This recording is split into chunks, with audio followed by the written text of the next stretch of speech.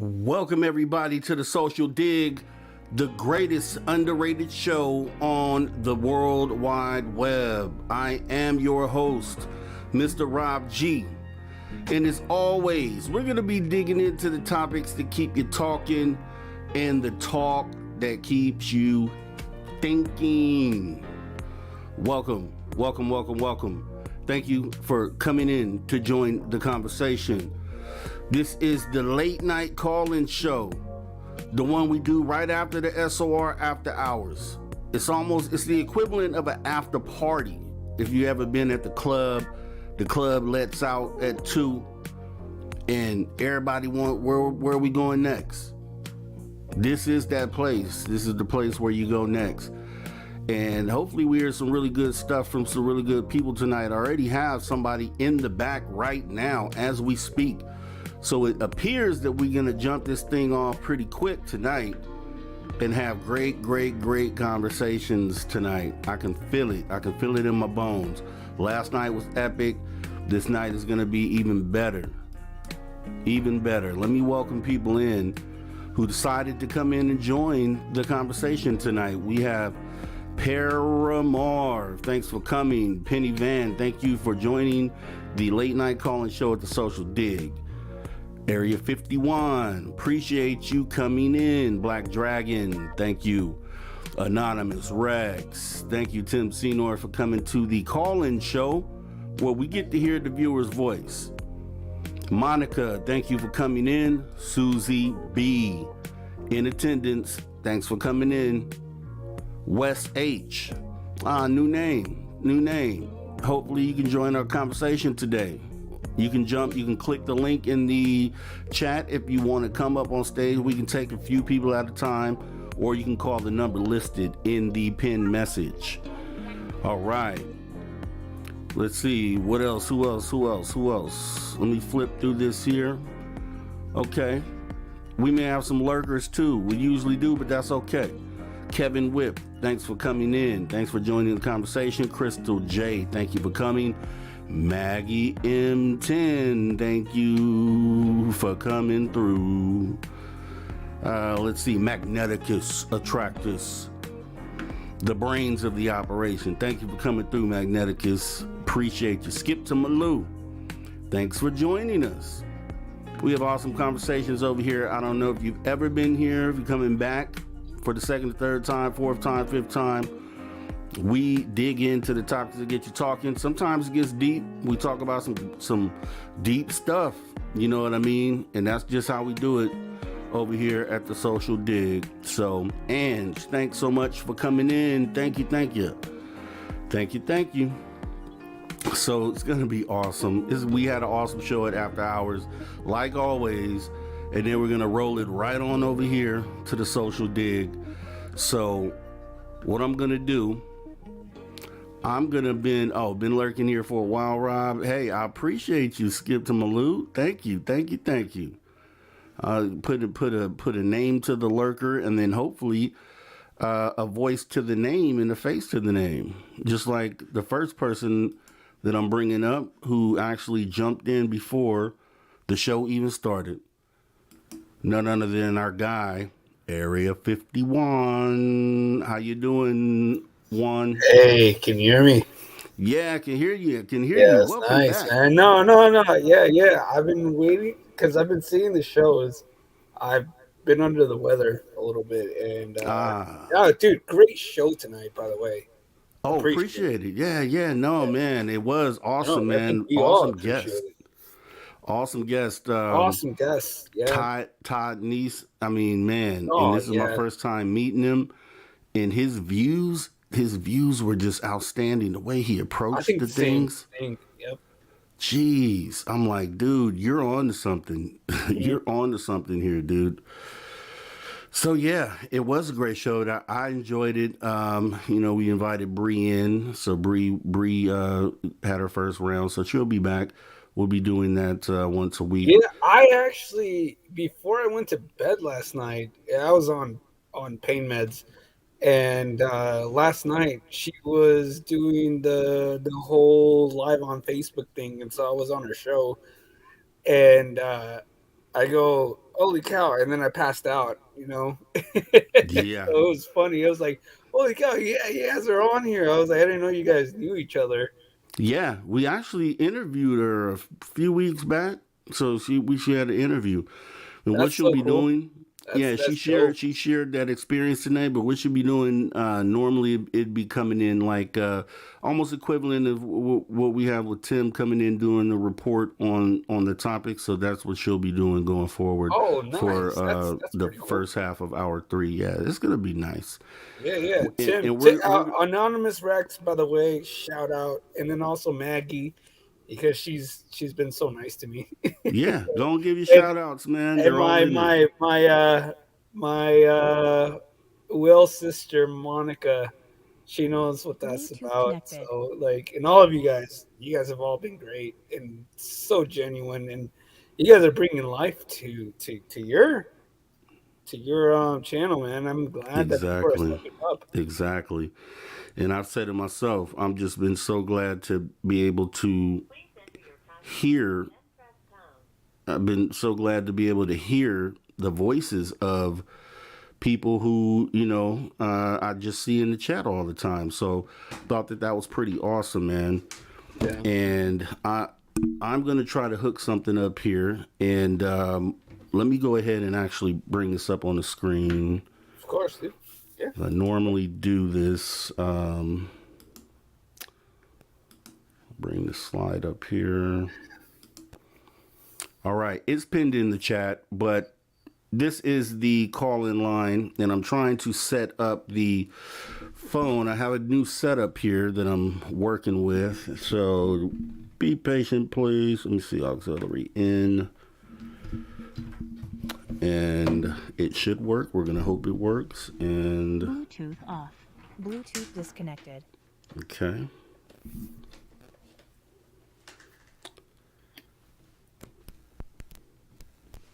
All right, let me test this out real quick. Please enter your password. Oh no, okay. This Did is I why. did I just get This is why it is not. Okay, You let's guys try are that funny. again. No, I did not get bunch pinched. They were fixing the tires. Please enter your password, then press pound. All right, did you hear that one? I did. Yeah. Okay. All right, good. So we should be good there. All right. So And it was funny. we got you on stage here, so Yeah. let's jump it off. I mean, what do you? Yeah, let's start it. You want? we No, can it's because start. I got made fun of the other day about the Bigfoot footage. So let's go there. Let's start go it there. there. I'll Let's go bring it there. up. We Yeah, can talk about So it. Let the me bring it up Colorado here. Bigfoot footage, I think it was real. So I want to hear Juan what thinks people it's think. real. I think I'm bringing it's it up for you right now, Juan. 100%. There's no doubt in my mind. Let's see. Oh no, yeah, I was shocked. I wasn't shocked. It was just, I guess, An elusive creature. I'll mute it and go ahead. Tim Monson, I love you. All right, there we Let go. me try Okay, to. yeah. I'm gonna slide through it, try to catch it on a good frame. How did they match the bush covers to its actual color? Like, they might have just probably, yeah. I guess I can figure that out myself. But that's just, I think it's real. I think it's real, 100%. Okay, I'll leave it Yeah, on right that there, frame look, right there. We got right there. That's a good frame, actually. Yeah, I That's a mean, very good frame. I'm glad you paused it there. You can see his definition in its legs, the body, the bone structure, the muscle structure, and it's almost resemblant to the Patterson and Gimlin film, where which I like also I have. literally said that yesterday to Jessica Jones when she had this pop up, and I go, "It's the butt. It's the butt that does it for me." Yeah, and see, and A Skip to hunch. Malou. Skip to Malou says debunked weeks ago. Oh, okay. It's Mothman says not real one, Yeah, I and know. and You believe me. Amy WC said that Let's do it. also about a week ago and said that someone had came out and admitted to it. However, still couldn't find that on any outlet. I couldn't find Yeah, it that was it was hard. debunked. So Yeah, the question to be would with me would be who debunked it. If you guys yeah, can answer yeah. that, then maybe we can, dig down the rabbit hole. I mean, because it's interesting at the very least. Now, granted, our guest Todd Neese did make great points and talked about opportunity and things of that nature, which made sense because this it would be a train that would pass at a certain time of the day, like clockwork, and Right. full of people. And if a person knew that and went to the spot and put on an alien costume or a Bigfoot, or it would be something that would probably for sure be seen by the people on the train and then likely recorded or taken a picture of. So Right. with those things being lined up, it could make sense that someone did perpetrate this and this wasn't a random situation. However, I would say if it is that, this person did really well on just the mannerism, and there's nothing about it that appears to be human, even though I will admit a human could have perpetrated it based on that information. Right. So what do you think, Juan? What do you say? Well, It's a the great only reason video. why I bring this up and I'm like really strong about this is like I live in Washington and I lived during that time when the train crashed in 2017. The train that got derailed. Um, there was reports of Bigfoot going through Nisqually, which was around DuPont, which is literally near the area where I saw my Bigfoot encounter. And there was reports of people when they were cleaning up all the wreckage and everything. They were saying there was a family of Bigfoot with like just a big one and then like kids. So it's so interesting that this happened again, like near a train. And I go, okay, well, really, you're gonna spend time like coordinating this, and then, but it could happen. I'm not saying it's 50-50 or anything, but I really do think that what I've seen and from what I've heard from people that I know from Fort Lewis is just that that they were around during that time because Nisqually is known for having Bigfoot, and the sightings are just like that that prominent. And when I saw this footage, I go, that that that is real. Yeah. Sorry, man. I was like, Ki- there's no way the definition on the Bigfoot, like like I box, I train MMA and stuff, and so like when I see the footage on this, like how are you gonna replicate a butt? Like right. you No, go into it so deeply that hard. I'm like, no, I don't think that's true. can you see the screen, Juan? Are Yeah, you I can. able? Okay, Yeah, so Penny Van says, Rob, I know it's you in a pajama onesie. yeah. Yeah, I saw You know what that. I say? You know what I say to that, Penny Van? But look how tall it is. Are you? Again. Wait a minute. Who are you? Penny Van. Penny Van. Thanks for the joke, see. But it wasn't me. It's not me. It's not me. Could it be somebody else? Maybe. Possibly. Chris I Jarvis want more says, people in here, like how we do the panel thing, because mm-hmm. Tim Mothman doesn't believe it, like that it's real. Yeah, I So, mean, there's certain, like this frame right sorry, there. Tim, I put you This on the spot. this frame, no, this is what this is all for. Definitely put Tim on the spot. Definitely do that. And it should be go both ways as well. So Yeah, with that being said, I mean, just look at this. move the frame. Yeah, go Just ahead. look. I mean, it's very convincing. Look at, okay. So they said the arms weren't long. They look pretty long right here in this frame. Those arms look pretty long. Yeah, So Chris Did you? Jarvis if you look in this frame, those look like pretty long arms. I don't know. I don't Mhm. know.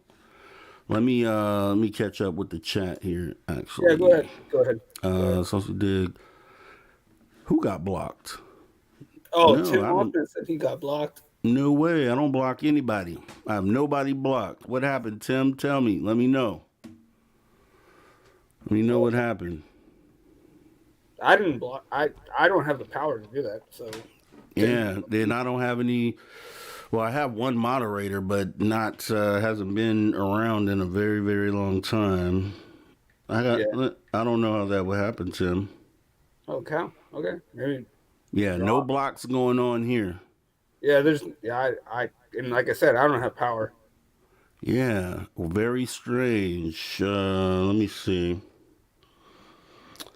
I don't even know how you would block somebody. Near Truthfully. Warden said, "Susie, are you come on? Like, let people. I want people to come on, and that's why I Oh break yeah. the ice because I want them Yeah. to come on and discuss this because I got so much heat from everyone yesterday saying that I do believe this is true.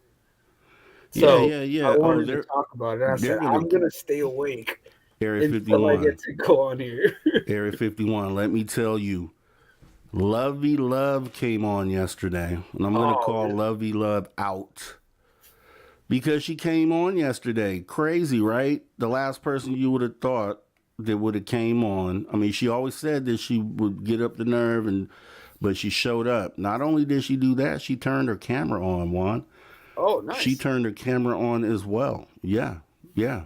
So shout out to Lovey Love for doing that. Love you, That was love. awesome, She's and awesome. hopefully Actually, yeah, she's really we good. have some other people in here tonight. Hopefully we get some of that too.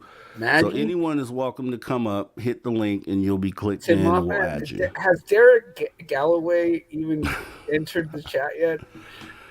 Oh, is I Or think is he too nervous to talk? yeah. So hope I don't know if he showed up. Actually, let me go back in the. He may not have even come yet. Ah, He has. I heard. He usually has duties that he has to take care of at And he home, which fell is asleep. cool. Which is cool. But if he does come, you already know. Yeah, you're You gonna already make fun know. of. Oh, buddy. You gotta bring the heat on him. Oh, buddy. Oh, Yeah, buddy. because You know it. he talks the game but doesn't walk it. Yeah, I mean, starting to see that. That's what it's looking like, right? It's looking like. Yeah, that's what it's looking like. Yeah. So, I thought he would have done it last week or yesterday. he kept That's why I saying kind every of pulled day, it every off. day. I Now, watched the shows, by the way, and great. I can't believe you guys are doing 4 hours. I go, whoo, and that here's was a the lot of thing. that's I'm a going to tell lot you of what, stuff. Juan. This is how it happened. This is how it happened. So, night number one was just giving it a shot, seeing how, trying to see who's going to talk, and went 4 hours. Okay. Night two, I said, okay. And I said at the beginning of the show, I was like, well, we're going to go not long, probably an hour, 2 hours. But the thing is once you start getting into these great conversations, time just flies by. Right, it Literally. does. By the time I look up for the first time, it's already 2 hours in. We're in the Yeah, middle of a great conversation, so we continue doing that. Next thing you know, 3 hours just hit. And there's still fuel in the tank. There's still people chiming in. So I'm figuring out that 4 hours, when it comes to conversation with a bunch of people, 4 hours isn't really a huge block of time. Just think if we were sitting somewhere socially, yeah, hanging out, we'd probably be talking for about 4 hours, but between the different conversations that would take place. So, 100%, yeah, yeah, definitely. So, 100%. Yeah, with I that think being that's the said, reason why sometimes like um I get so involved with Jessica Jones hmm because she brings in like the heat and her shows are so like limited. Like she gets like an hour or like less than right. an hour, and then but you and Dave Scott, you guys bring the heat, man. Like I appreciate that a lot because I want people Yeah, also to like not feel shy to like join the chat. You know, yeah, like yeah. don't feel like anyone's gonna judge you. We all want to hear everyone's stories. That's why I brought up this. I was the one that got criticized for believing this was real. So it's like I'm throwing No, and myself out there, being like, no, no one believes me. you dove in not knowing what the water temperature was, which was great. You Yeah, for yeah. day one, Magneticus did the same. He did You the know, same we thing had too. He was Dogman different. UK who Hmm. was on last night, and I'm sure he'll be by after too long. I But just didn't catch Tim. looking at this one, Paramar says that torso looks huge, right? Yeah, yeah. Look in that frame, it really does. Body. It's the frame. Okay. Exactly what you just said. It's the frame of the creature that you're watching. And I said, like if you look at the, I mean, if it's not the same person, then I don't know what it is, because like that the body structure does not fit what a normal human would be in a costume. It would be flat, and it's muscular. Yeah, and with this image with this frame here, it does look pretty muscular, and you know, and the bottom line at the end of the day is obviously it's still too blurry to get the Right, detail. right. Could it be somebody in a muscle suit with the Bigfoot costume on top of the muscle suit? I mean, anything could be possible, plausible when it comes Yep. to it. Now, just like I said though before, and that's why I praised the guest tonight on After Hours, because his thought process and just using rationale to get to think through things is what I've been saying for the last couple weeks here on this show, on the caller show, is that most of the stuff that we can figure out in ufology can be done just using common sense. And that's True. exactly what that guest tonight showed, is that Yep. Yep. you can get this stuff figured out or Yeah, come to conclusions using simply common sense. 100%. Yeah, I agree with that too as well. But And for so some looking reason, at this has this, me. I mean, I've been disappointed before. yeah. I don't know where, um, because I've been the way that I got into cryptids was Bigfoot, obviously. Because I've heard a story, and I haven't. Some of the people that I've talked to on here have heard the story, but like the way it looks, and just trying to prove my family wrong, because my stepdad was like, "Oh, aliens don't exist, ghosts don't exist, Bigfoot don't doesn't exist," and like there was, I don't know, I think it was Georgia. I want to say it was Georgia that a guy was like, "Oh, I killed a Bigfoot," and he put it in the freezer and he took a picture of it. And I said, "They got him," and I thought I had them, like I had them convinced, and then it turned out to be just a rubber suit. So I know the disappointment. Well, You know? and to the other point, we have Hollywood studios create realistic costumes and things like that. Oh, So I 100, mean, yeah, yeah.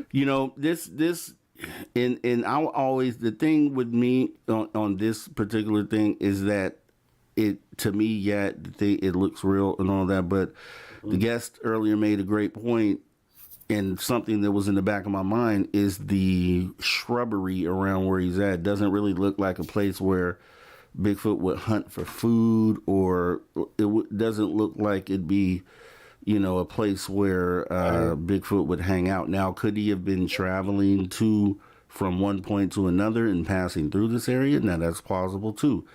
And that's why I'm always a middle of the road dude, and I think most people should be in, okay, evidence to show he's not, okay, it might be fake.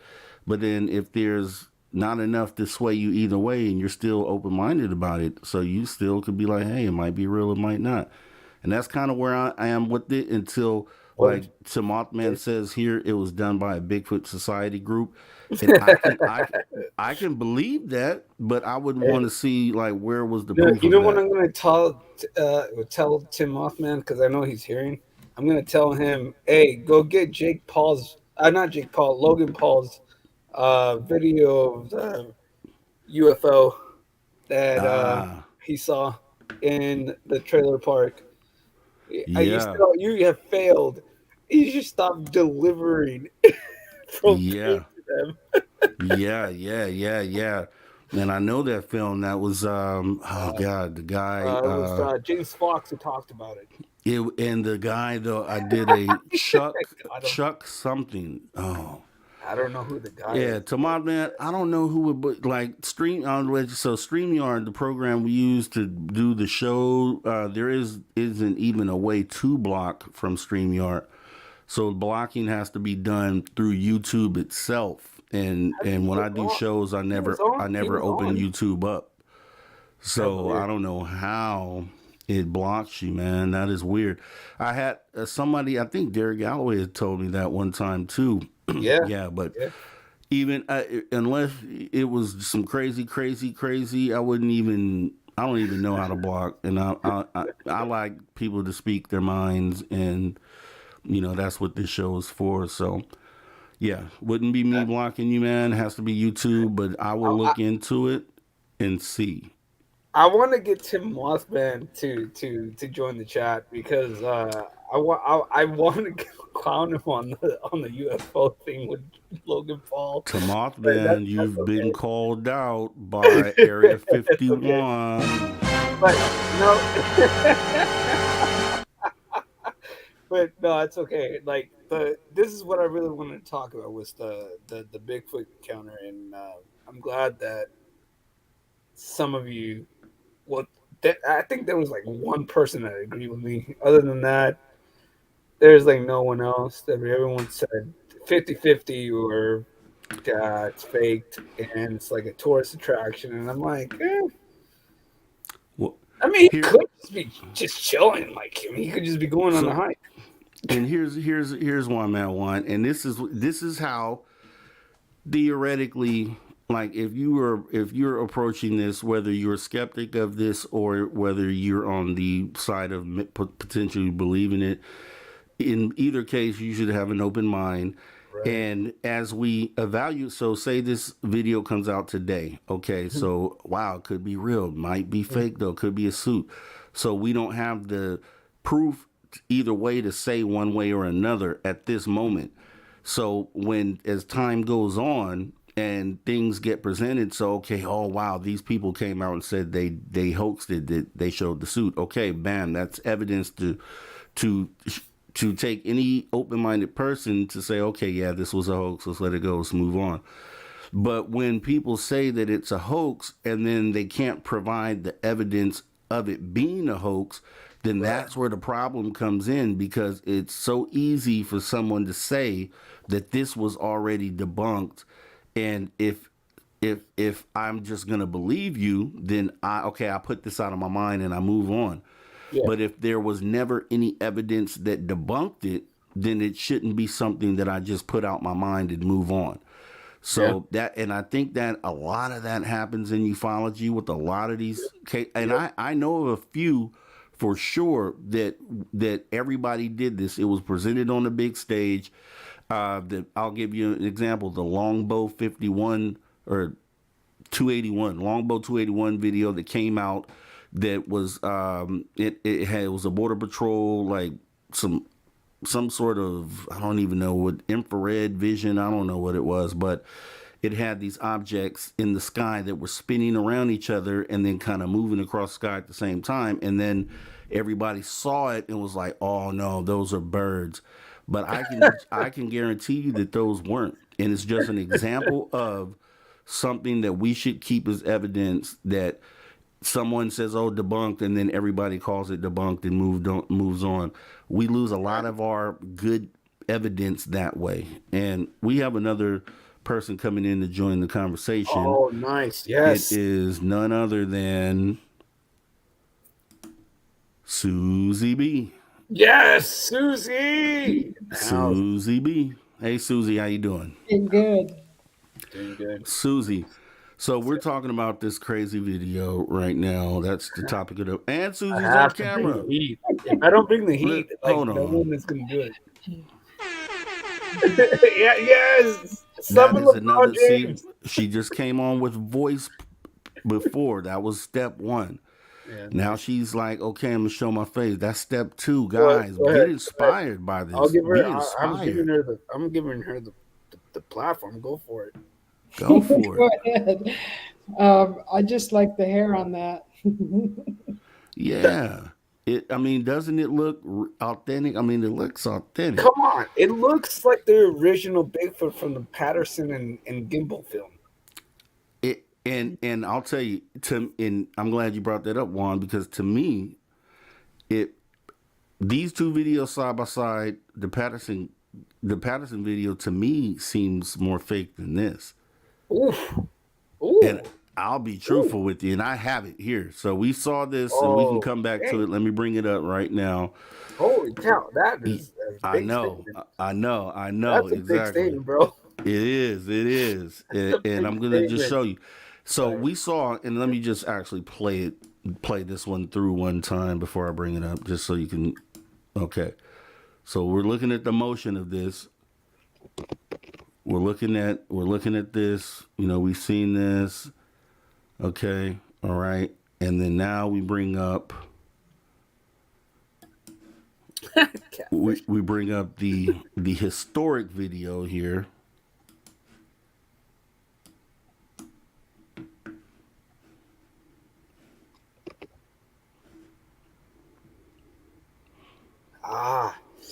It's not the same color. Yeah, I mean, and it could be different, you know, like brown bear, black bear. So it could technically be different species. I didn't even notice that until now. I don't know. What do you think, Susie B? What do you think? This is the old video, Patterson. What is it? Patterson Gimbal. Okay, yeah. Vintage old films looked at over and over again by skeptics and believers. And where do you fall on this video if you had to make an opinion? Is that the real deal? Or is that a dude in a suit? I don't think that's a dude in the suit. Didn't they even find a branding mark on her arm? Did they? I don't know. Did they? Yeah, I don't know. There was another analysis done on it, and there was a branding mark on her shoulder right there. It's a her. Yeah. No, I'm just saying. Oh, someone said that was looks fake too, though, right? This one seems saying it's the butt. This looks like a dude in a suit. I mean, it looks like a man walking in a suit.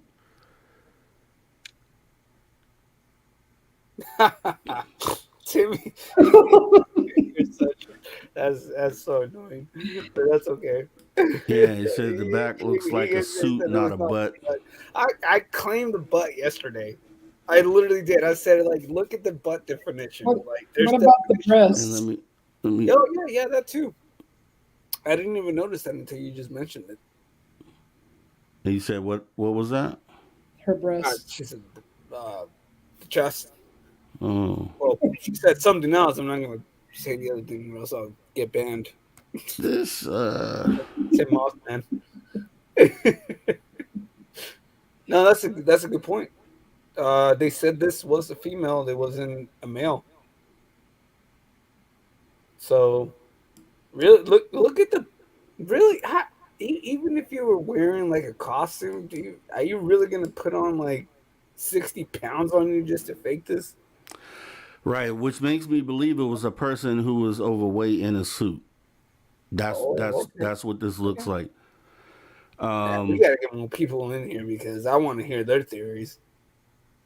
They can't. It looks like an overweight person in a suit, and it looks like a cheap suit too.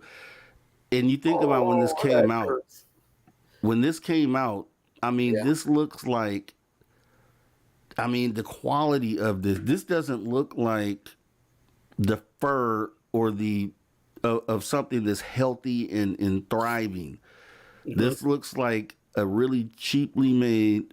I mean, it's just what it looks like, and who knows, but it's just what it looks like. It just, I At the mean, and if you end, think about the okay, time frame, I can eat that at the end. At the beginning, it doesn't look cheap, but at the end, it does. When it just like seems like, oh, the film is done, and so I can just walk normally. Look at it. So it's acting, and then here we go. Right here after the tree. It's just walking like a normal human. You're right. it's walking like a normal human right there in the beginning. It's just, Uh, this is contra. I mean, unless I mean I've seen stuff and I've told the Chewy story and I've said it. No, I haven't even done it here. So but it's like it might it might split the fans. I that's what we're here for. It's like if it splits us, it splits us. But I okay. don't know. I can't Time decide. the film has been analyzed over and over. Suits like Yeah, this I didn't know exist in exactly. 1967. I beg to differ, though. Cowboys Five Rings. You I mean, they didn't have. you remember a movie called Planet of the Apes, right? Uh, Planet of the Apes. And we could probably look up the year it came out, but I want to say it was around that time, and um, they had actually suits that looked better than this one. game. They had suits that look better than this one in that movie. I mean, And you, so the one thing that I want to clarify with everyone is the fact that even in the train footage, they always look at the camera. It's like they know it's there. Do you think they knew the train was there, or is it really, really planned out? Because look, it's looking at them right there when you just froze the frame. With the train, it's the same thing. He just sits down and looks straight at the camera, so I can see how you guys can say, "Oh yeah, it's it's not real." if you compare, so let Do me you ask think you you're this. aware, or is this just like fake? So that's the reason why. I mean, this it just looks. Look at how spotty it is. If this is supposed to be a body full of fur, Hmm. look how many spots there are in this. I mean, it just doesn't. I mean, if I it have, and here's where I'll bring up our guest tonight. He said making the paranormal normal, and his approach was, well, if this is something in nature, show me something else in nature that resembles this. And Hmm. so I would have to lean into what other thing in nature that is supposed to be covered in hair Hmm. has hair issues like this one does here. Like what? Name one Who was thing. saying Chewy? Everyone Name was one saying thing. Chewbacca. Yeah, So Chewy Chewbacca costume yeah, was out back then too. yeah. But yeah, name Before something that though, in nature. I mean, even go into you know chimpanzees and just go down that line and there. I mean, this is a look. there's There's no way bald that is a spots. heavy There's suit if they're bald spots carrying it. all over this. It looks That is a like heavy cheap suit. fur. Oh, It you think doesn't this look is like like something is growing out of the body. Can you zoom in on it or no? Nah, You can't zoom. Okay, not the way that it's set up. okay. But I I mean, just don't. I know the footage is stabilized because of the way that it's set up. I've seen this footage, but can we? Ah, no, there's no way. Okay. What Penny do you Van think? CZ? says, not all Bigfoot are completely covered in fur. There are heaps of reports of Bigfoot with fur only in certain spots Mag and a coming with variety of jokes. lengths. Yeah, What? but we can only deal with, see, those are reports, Penny Van, right? And it could be factual reporting, Right. but we only have a couple videos to deal with to try to determine what it is that we're looking at. So maybe it is true. There was a video that I saw. I don't know if it's true. Like me and my girlfriend watch paranormal evidence caught on tape or whatever it's called. I don't even know. But they had like they had like a beast like someone throwing like a huge tree at someone, you know, and like I don't know if that's actually real, you know, like do they throw trees at people?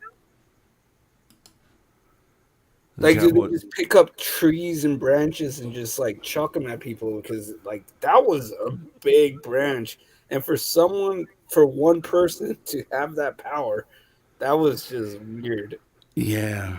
And here's what I'm saying. And a lot of these people. And here's the thing. At the end of the day, you know, if you're taking the middle, see, don't make the mistake and fall too far on one side or the other, whether you're for or against. Yeah, So don't fall too far on the for side if you don't have enough evidence to give you that. Don't stand on the this isn't a Bigfoot too far without the evidence. I'm just taking middle of the road and then looking at this video right in real time as we are right now and just pointing out things that don't make sense. But then you as a counter can point out things that do make sense.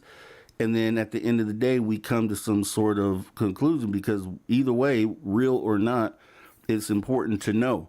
It's important to know if this film was real or if this right. film was total BS. It's This important one to know. and the other one as well. I mean, I mean, whew, I Paramar, mean, dang, Social Dig, Miss Rob G calling out Patterson Gimlin. Yeah, I mean, you got to hold yeah, Dogman UK, did he? Dogman UK. We talked He about it brought it last night. down, man. He If said there it. are obvious grifts in the community or obvious things that are hoaxes, not saying that this is a hoax, but if there are obvious things Not, in the community, we have to weed those things out. So I would love to find out this was totally real film and have enough evidence to say, yeah, this was actual Bigfoot caught on film. I would love that because that's something we could put in the bank as a for sure thing, and we know it is. But you should scrutinize everything, even though this is a famous film, quote unquote. It should still be looked at. You know, and it's only I'm only really doing that because we have the newer film to kind of compare it with. But Penny Van says supposedly she was looking at them because they already injured her. She was trying to lure them from her babies. I didn't notice that it might have been a girl. Like this is a first for me. Yeah, I've heard that too. But Or a woman. anonymous, I'm sorry. I don't mean a girl. Like but I look don't what mean that anonymous Rex derogatory. But says. I'm just saying like that to me, Susie. That is shock. Like thinking. But Anonymous Rex I've never makes a posted. great point. I don't know that. Why did they have the camera out there, way out there in back in 1967? And if you saw what type of camera it was, and why would they have just so happen to have that camera at the moment that this thing walked through? Like, Yeah. what were they doing out there? Were they hunting? Were they going for a hike or going for No, a they were going walk? for a hike for sure. They needed proof. Yeah, yeah. I mean, and they weren't hunting or looking for this thing, right? So this was something they just happened to see when they were out there. From what I understand, I don't know the whole story. Maybe they were looking for Bigfoot, What was it like? and that would make it more suspicious if they were looking for An- Bigfoot I- and then got this. it had to So been a Nikon. no, they show. I've seen the camera. It's one of those real Is it old a Nikon? school. I don't think it's a Nikon. If you Is it, show it's a what, D6000. I don't I'll know. bring it up. I'm gonna bring it up because Okay. yeah, it's good for context, anyways. I mean, if we're Yeah, I mean talking because about like it, so to be let's honest, see. this is better than someone's iPhone. Let me see. 100%. This is better than Camera. someone's iPhone. Like when they're like, "Oh yeah, I just saw a UFO." Nah, I'm And going to. you just see like lights, and it's just a star. No, I'm just joking. No, But this no. This is this is all this is good this for is a rolling context. camera, right? Like a film camera, Yeah, a this real is film camera. I have it here and hopefully It save the really is. Like image. they really do that. It's like this is better than this is better. I'm Dude, sorry. Oh, I'm laughing so hard because like even like they can't even capture better film. this is the camera Sorry, that they sorry, used. sorry. Juan, look at this. All Oh, right. film. Oops, let me bring it up here. I mean, This At is this the point, I camera. think they were handling like cameras that were like trying to film George Lucas films. I Sorry. mean, Oh, you guys. here's the question. Yeah. When's the last time you carried a video camera out into last time you went to the woods, did you Oh have a no no video no no camera no. on you? Oh yeah yeah yeah. So it was 2004. This is what they were using. That's what. Oh okay okay yeah yeah. No no no. That's handleable then. Yeah, I 100%. mean, so they just had this on them. They just happened to have this on them though, and happened to catch this thing as it walked by. So I don't know how long they saw it before because I'm not really versed on the whole story on it. But Yeah. if you just count There's the a time that it longer walked through the version where you frame, see it go into the woods. Um, we're catching a glimpse of it, but you can actually find the full footage of it in from the start to the end. I, and you know, to be honest, I always question films that end at the very brink because I go, why wouldn't you just keep filming? Yeah, you know what I mean? Like there's more footage why wouldn't you have after this. followed it? Like yeah, after it goes in. Yeah, there's way more footage.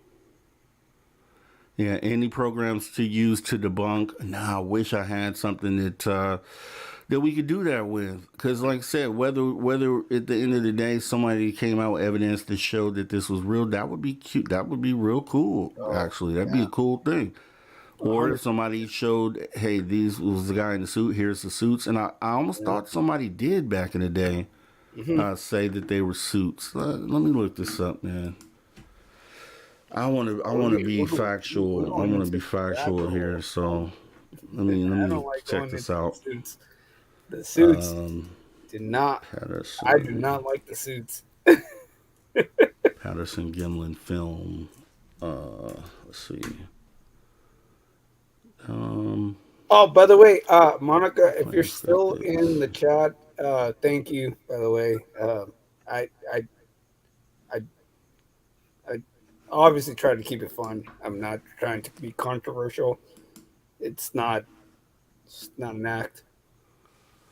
Yeah, this looks more real to me. That's okay. So that strikes me as weird because as to why. Because it's obviously look at it. It blends into the environment. So either it picked up bushes and made a suit out of it, and then all of a sudden it was like, you know what, the train's gonna come at this point, and I'm just gonna hide. And whoever catches it, catches it.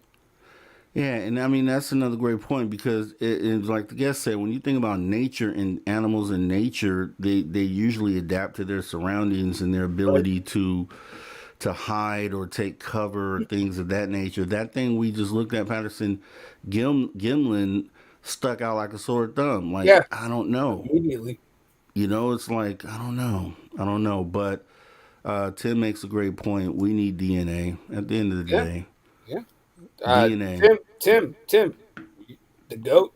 You guys are the yeah. goats, man. You guys bring the heat. Oh, Lovey Love is in the building. Actually, let me bring this Yeah. off. What do you think? We're like denying for some reason. Go ahead. Lovey Love.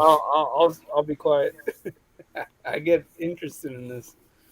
She's in there. She's got her mic muted right now, so she'll bring it up when she's ready. But Yeah, okay. I was born before Pat Gimlin film was made, and I can't see. Let me close this. Oh, we got more For people. made that film, and I never saw any fur in the fabric shops that were close. And my mom used to make stuffed animals for charities. You got something strong there, Penny. That you know. Hey, I mean, who can argue that? I mean, if the material wasn't there, if it wasn't something that was readily available, okay, I could see that. I could see that. But Do we have another person online? yeah, that's we have Susie B, we have Area 51, and we have Lovey Love as well. There But seems like there's a third person, the fourth person. Someone made a point earlier, or when they were talking about the newest video, saying the arms weren't long enough and things, and that's how I feel about the Patterson Gimlin. The proportion is like the proportion of a human being. The arms are normal length. There isn't anything that stands out in any way. Yeah. Um, I Lovey believe Love that. says she loves Susie's shiny black hair. OMG, I love it. It was. That's what Lovey Love said from the back. Love you, Awesome. love, bringing the heat. Awesome. Let's see. Anonymous Rex makes me feel like it was a suit, even more knowing that they went out looking for I don't- Bigfoot. Okay, I didn't know if they did that. If that was the case. So, I don't know, man. Sorry. That's hard. No way a creature with those kind of special abilities would be seen that closely if it didn't want to, in my opinion. Sorry. That always bothered me, how nonchalantly it walked by and just looked over and was like, okay, I'm just going to keep walking. I don't care that you're there. Is that how they act? I don't know. I'm not I've stirring never the pot. seen It's one. just the way that I feel. Because I've seen something like this. I haven't told the story to you guys. I have not told the story. And so, like, when Great segue. Go ahead and tell the story. No. I'm not going to tell the story because we said we were going to hold it off for your Halloween special. Oh, okay. Yeah, Okay, for so sure. I was like, I'm not going to tell the story yet. All right. Give it. Were you? Then you're teasing us, then, man. I know. It sounds like a cruel tease. Like, can give me a chance for at least a little bit, Monica. You know, I'm not going to lie. You're my whale sister. Like, calm down. She's saying that I'm being a tease and stirring the pot. I'm not stirring the pot. I think you're right. I think the Colorado footage is way better than the Patterson gimbal film. 100%. Side It really by is. side, yeah. I'll give you that. I really think it does. Okay. Oh, that's Lovey Love. Speaking of, you guys go ahead and talk. Like, I don't want to be the only I'm one. in the opposite camp. Oh, I- go ahead. I love and adore Juanito. Why do you? Yeah, He's There's only he's some a people that can great tell me. he's a great intelligent young man, and he's genuine, and we love him here. So I appreciate and respect his opinion. But I'm the opposite. I'm looking at this Colorado film, and at first, I want to believe because I'm like, okay, Wait. Who's talking? lovey love. Oh, love you. Oh, sorry. Go ahead. Yeah. My bad. Lovey love, man. Sorry, my bad. God. Dr. Love. Dr. Love. Loch Ness a monster. No. I don't think you're- Yeah. V. Nessa. Okay, so this thing, I'm like, I really want to believe in this, right? But then you hear the guy in the back and he's like, the elusive creature or whatever. So he's like narrating it almost before it happens. And it's almost like they're connected, and like the dude out there that's in his costume is like, oh crap, they saw me dug down. Yeah, I saw you in your Carhartt khakis, and you didn't fulfill the role. You didn't show up for work fully dressed. You're fired. So yeah, no, it's not real. Debunked. listen what Lovey Love just said. That makes a lot of sense. The guy does. You didn't show up to work. The guy does narrate the film. He didn't. Yeah. And he does say, he does mention the elusive, so. Yeah, he said the elusive something, and it was like, I thought, hey, that might be a good little tour that somebody should do, and make a little money off of that if that's your thing. But come on, y'all. Let's listen to what he said. Let's No. listen to his narration. Elusive creature. Can you imagine what size Carhartt he wears? They don't make Carhartts that Let me see big. your camera. I'll do it. Or a real Bigfoot. I think she's right. No. Yeah, if it was me, if I was narrating that film, I'd be like, But, holy shit. Do you see I what would the be hell like, that babe, is? take the Like, babies. is that an in the effing world. Bigfoot? Like, what is that? Yes. Like, you're not getting none of that. I'm with you. I didn't even ever think about that. I've been listening a lot of the time without the audio, but you make a great point. Immediately, the guy says, the elusive. The And he's elusive. really I didn't calm. notice Like, that if either. this is the first time you've seen a Bigfoot, you really think that's a Bigfoot? Is She's that how right. you would talk? She's right. I would be Yeah. flipping my stuff. Like, dude, I'll be tapping people. Like, do you see that? Look at this thing. I would be like, oh my God. Yeah. Everybody. That makes sense. That makes total sense. She brought the heat. She brought the heat. You cracked She the brought the case. heat. I think you cracked the case. Debunked. Because based on that alone, Stamp it. She literally just Midwest us. Pound the gavel. exactly. Based on that Case alone, closed. Oh God. Next. I feel hurt. That's the reason why I don't even tell my parents anymore about Bigfoot. okay. That is a debunk. Okay, That's a I debunk. like that. Okay, I like that. Yeah, That's is why you have that conversation, true. because you bring evidence. You brought some great evidence that made total sense. And Anonymous Rex says, "No challenge, only my opinion." Terry and I met Bob Gimlin in Utah, and I love the guy, but again, it's just too good filmed by two guys that set out to film Bigfoot. Tim Mothman, all I gotta say is I'm gonna take a shot right now for you, and you better go get the Logan Paul footage of the UFO. If you don't, then I don't know. I have no idea what you're gonna do. Right, Rob? The audio would be nothing but bleep, bleep, bleep. That's exactly right. It better exactly be right. focused too. Holy watch, F with the watch. F is that effing thing. Exactly. You live next to it. They said shot. Okay. Yeah, I have to do it. Eugene says, Susie B's looking cute. Aww, They loving you, Susie B. Black hair. He's on it. Let's see. Okay. You better be on it. Or else I'll be on it. Yeah.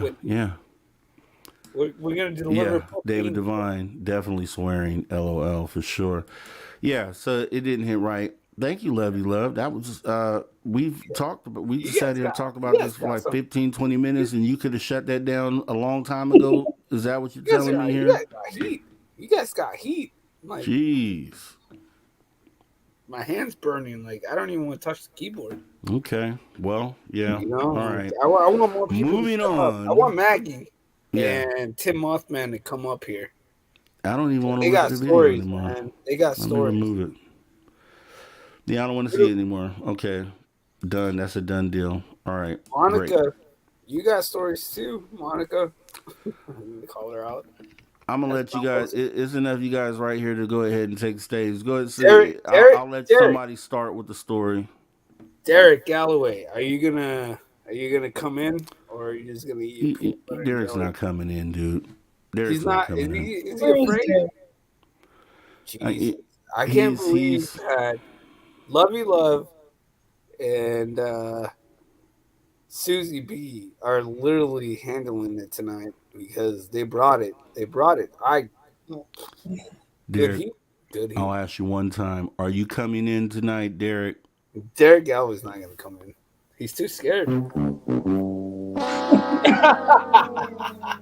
I love that sound effect.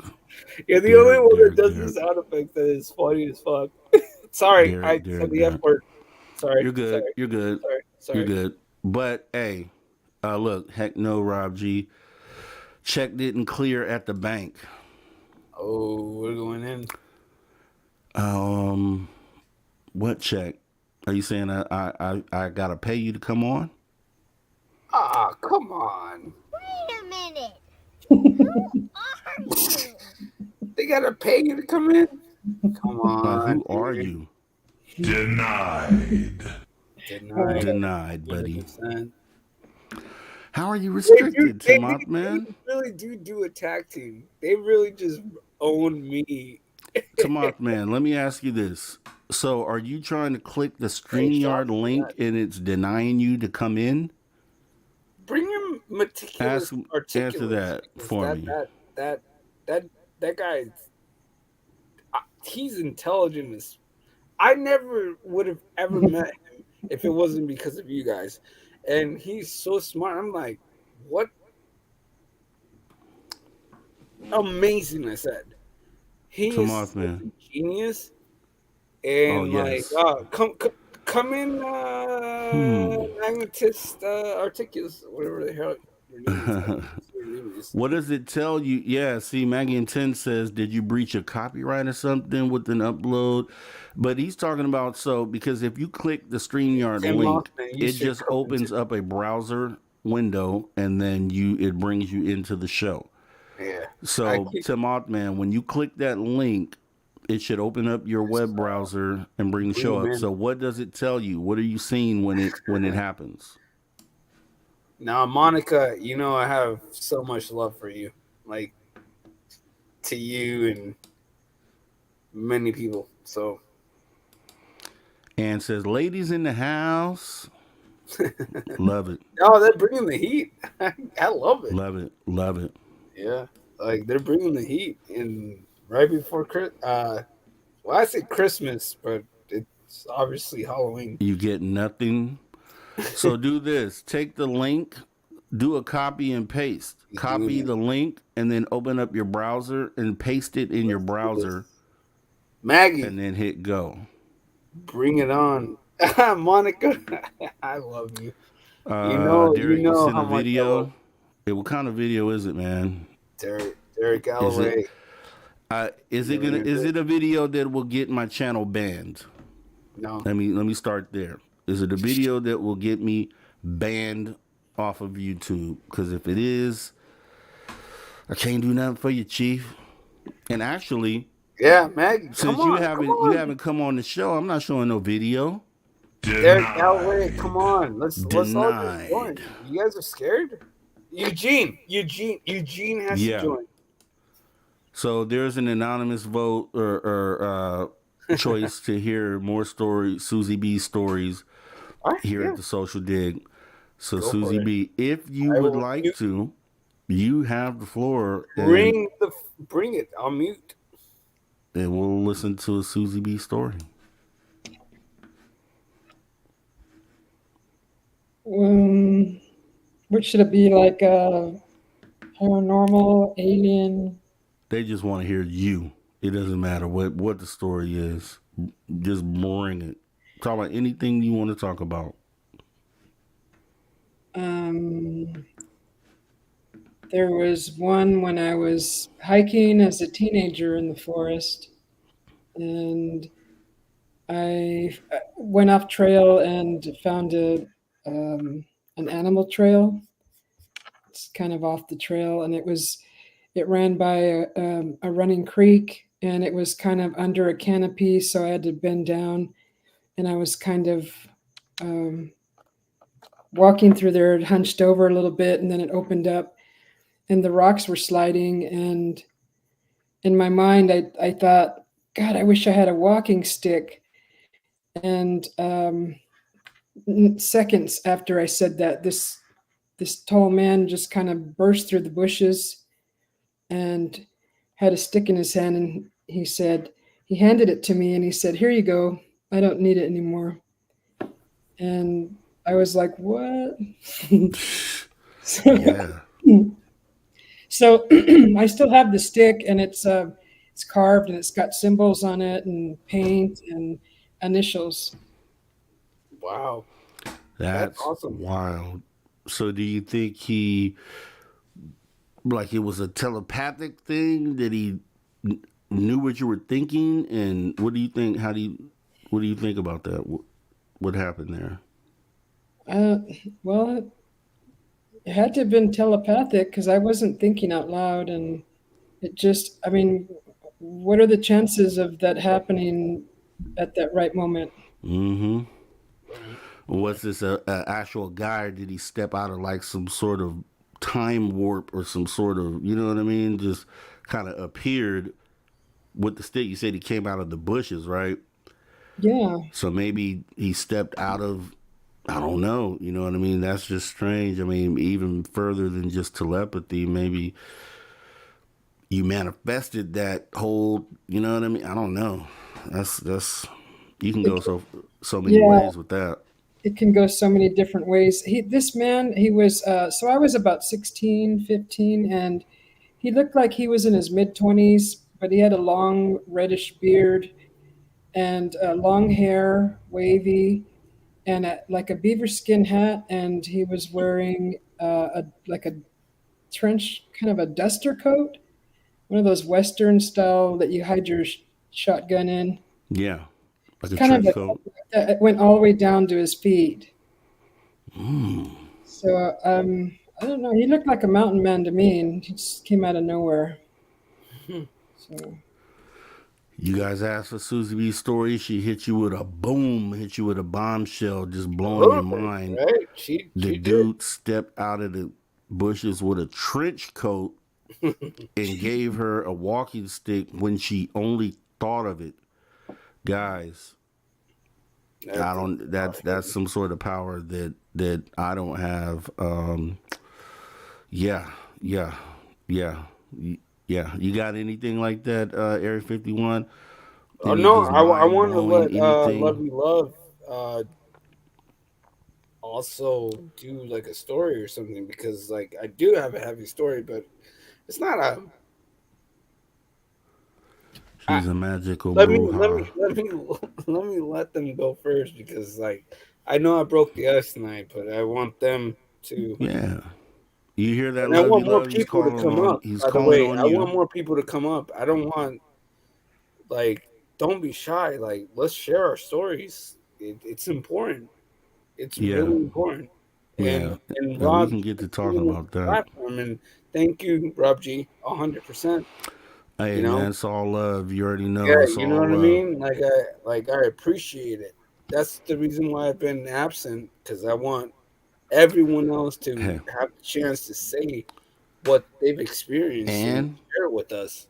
and you're exactly right, Area 51. And I've been talking for 3 hours already on the After Shit, Hour I show, didn't even know. guys. Goddamn. So come on up. Come on That's up. two. Join the That's like three conversation. bad words already. Oh man. Join the I want to hear your stories. Yeah, yeah. Yes, like I said, we I think Tim Mothman is trying to get on, yeah. but I don't I even hope he know if he tried can that. get Let me on. go back and check the I was just uploading videos from concert. Okay. Yeah, Yeah, no, Tomat man, if you take that click on the link in the Maggie. chat and grab the address and then go and paste it in your browser and it should open it up because yeah, I don't know the StreamYard will block you. I don't know why that I, would be the case. Let me repost the link here. I'm gonna repost it in the chat right now. I was talking to Maggie earlier. I was like, Maggie, you gonna come in? And she's like, Are you gonna come in? I'm like, Yeah. I was like, I'll break the ice. Maggie, come in. Just come in for a little bit. Eugene, Roz, you're a workaholic. Oh, I'm gonna Eugene. Oh tell yeah, you, Eugene, and also it's not work when it's something that you love. You know what I mean? And when you, because the reason why we do this is like Maggie M10 knows positive, which we'll say at the end of the show, positive progression in humanity. same So level love. that job, you know, the energy you Maggie get love, yeah. from doing Maggie something for humanity, person. that's some whole other feeling, you know what I mean, that drives you to do that. So it doesn't even equate to work. It just doesn't. It just doesn't. You know, but at the But same thank you, time, Eugene. man, I'm gonna be 100%. You're driving this, you know. Yeah, So well, man, you are the force. You are all of us right now. and So here's how I look at it, and we talked about this the other night. I think we all drive it, right? I think that we all feed off each other's energy, and we talked about this before. Like this is the thing that connects us all. The path that we're on, we're all trying to get to the same end goal, and we are just meeting each other on this path. We're like coming together from different places. We're just we're just from being separated. We're in our normal lives, and we're just doing this. We're just coming and merging together, so we can walk forward to where we're going. You know what I mean? Because we're all on the same mission. We all have the same goals in mind. So, 100%. you know, that's exactly what I think it is. That's where I think you bring the energy, bro. Because like I said, like you bring the heat, and people are not here, and she's not here showing her face for no reason. Oh, it looks like the trick may have worked because we have So like, to Mothman. oh, there's more. Oh, here we go. Oh my god. Okay, I'm shut up. I'm gonna sit back and be quiet because I know you guys have some I'm dialogue. going to mute myself because this is awesome. Yeah, how you doing, Tamar, man? Hey, Welcome. you Thanks know, for coming up. He is my homie. Hey, Juanito, I love you, brother. I love you too, man. You already know that. Go ahead and bless us. I'm gonna get a quick drink of water here. You guys take it for a second here. Hey, bring it in, homie. Yeah, bless you guys, man. I love you guys. You already know, man, how I love you so much. Like, you are one of my best friends. Yeah, Juanito, man, you fucking rock. You always give me shots. So, and you always see your fork. Oh yeah. Oh, the fork. Ah, yeah. So yeah, man, bless you for that. The Deborah thing. And then there's Susie B. Yeah, go for it. Hey, Susie B. Hey, Tamoth, man. Hey, Tamoth. Yeah. Hey, by the way, Susie B. Like, obviously, and love you, love. You guys. I love, yes.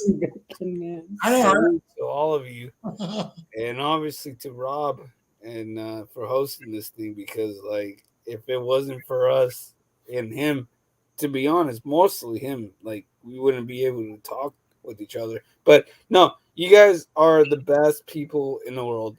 I swear to God. Like, oh, you are too. Yeah, I mean, this is a great platform for us to get to know each other in the chat room. You know. No, we're good. Awesome. I love it. I'm not. Can you dig it? I can dig it.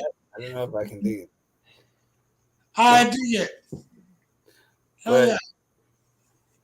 All of you, even the people in the chat, not the ones that are on the virtual chat.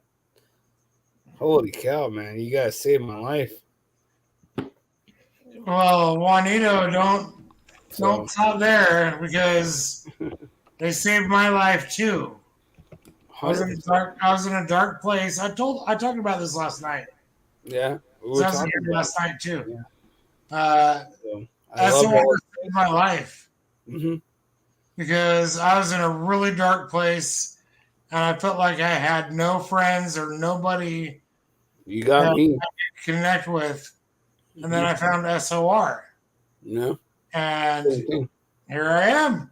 I got friends all over the globe now.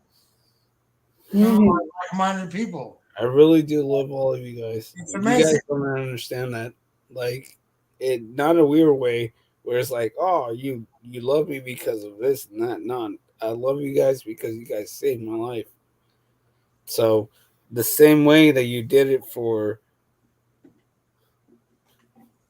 Tim, I hope everyone feels the same way. Yeah, I'm sure many of us do. Talk about it, Juan. Talk about it. It's right there on the tip of your tongue, man. Go ahead and talk about it. Do. You guys, we all know each other, and we're a community now. We're a community. You guys got it. You guys have a good community, and I said, I didn't appreciate the other communities that I first saw, and that's how I got here. And I think there's only a few couple of people that know how I got here, and it's like like I don't want to. I don't want to. I understand one. You know There's what I only mean? Like one I don't want to push. I don't want them to feel weird, and because they still follow me on like social media and stuff, and I'm like, oh man, if I say something, I'm just gonna just look like an idiot. Yeah. So it's like, just let's be quiet. Well, you know what? Just take those people out of your social media. Yeah, Take that's them out. all it is. It's been done to me many times. So just do it to them. No, man, Be they connect. They connect. Be the better person. Like, you know what? I don't Monica. myself. Oh, it sucks because I want to be so cocky right now, and it sucks because Monica's literally making me humble. So, like, like kisses to you, beautiful. We I see. cut our teeth with the whales and with Monica, Black Dragon. yeah, and so I let's can't do say anything this. bad. Yeah, I don't Quiet, Tim. Yes. Be quiet, Tim. Love you guys. Let Juanito talk a little bit. Oh, I'm sorry. Was I? Yeah. Okay, go ahead. No. Go ahead. You bring the heat. No. Yeah. Juan, What do you want me to bring? you are so much very loved here. Okay. So I want you to just know that first and foremost. Like whatever assumptions you form about any of us, we are not judging you. Like, I don't even know. Like, I don't know if I feel like you're like my nephew that I didn't have or what's going on, but like, you're just loved. You're protected here. So don't ever feel defensive if you misunderstand something that one of us says, because I certainly have communication issues. No, I Because don't think I've ever felt that way here because if that was the case, then I wouldn't come back. But I mean, man, you guys are so great. Like, you guys are so great. I swear to God. And someone tried to pull me away from you guys. And I visit their side of. There's some shit stirs. And then I go, no. That's my favorite word for it. You guys are getting me. Yep. Not you, darling. No one that is here right now that I know of. We all know that. They tried to get me, and I said nope. And they're like, right. They literally try to choke me out, and they try to like. They were showing their tits to people. Oh my goodness! And I go, no, I swear to God. Those, and I go, what the fuck are you guys do? I was like, oh my goodness. Well, they do this all the time. And I'm like, yes, Magneticus, that is love. I don't. I'm like, that costs money. I don't want that shit. I said, so like, I deleted them and I've stayed so literally. You're so sweet and dedicated to your woman. We know you're in love. It's precious. Yeah, 11 years. Make sure that she appreciates you, darling. Yeah, I love your accent, by the way. Thank you. I should be trying to I want to adapt it, but I've tried and it just doesn't work. It just doesn't work. It sounds pretty. My girlfriend has the same one. She's Southern. Oh my goodness. So where's she from? She's from Alabama. Oh my goodness, yeah. When I was in San Francisco and we lived in this building, and I was the weirdo in San Francisco that was friendly. And I was called down about it. And my friend was like, people around here are not friendly like that. You're weird just for being friendly. I was like, no, they're just rude. And I'm going to say hello. So we're in the elevators and stuff, and everybody's like, "Where are you from?" And I'm like, "Guess," and they're like, "Alabama," but I'm North Carolina. So I'm like, "No," and then you ask them like, "Well, keep guessing just because you're curious at that point," and they guess everywhere but North Carolina. But all I can say is just that my family hails from the hills of North Carolina, so we are kind of a bit hillbillies. I know, but you guys So, no. Well, I don't think you guys are hillbillies. I think you guys are very well raised, and to me, the way that I was raised, I was very well conservative. Okay, Mhm. um, but at the same time, I don't judge people. Oh, I was definitely conservative my entire life. Like, I was too, and yeah. yesterday, well, 2 days ago. What Oh my an goodness, just 2 days ago? yeah, 2 days ago. 2 days ago, this team tried to take me away from all of you, and That guy. all they did was be racist to me. Because I'm Mexican, Mm-mm. and I was raised from the standards of being. Where is this place Yeah, at? What's the address? I've, Send it to me. but they Go get Yeah. him, Vanessa. she wants to Racism has go. no place. No, but I literally deleted them and I'm not handling them, but they just wanted to make fun of all of us and stuff, and I said that's not happening. And me being the person that I am, I'm very protective. So I go, "You really think you're gonna do this?" I was like, "Let me tell you some jokes about you because Yeah. it's gonna sound really bad, and I don't care." And yeah, I didn't appreciate the fact that they were seeking out. I don't have a brand name, bro. Like you do, Dig. Dig, you have a brand name. Like you, SOR, everyone. And I said, I'm not gonna be that person that's gonna like deteriorate you guys' like brand name. And they were trying to destroy it because do you know who they supported? Am I allowed to say this? Because I don't even know if she's on the fucking site, dude. I don't even know.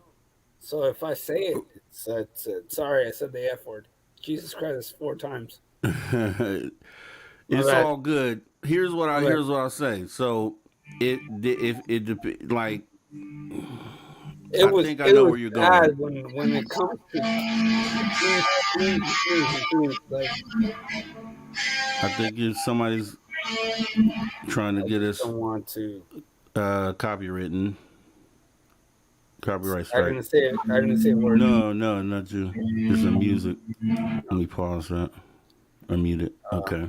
It's tough, man, when you hear that because they want my name.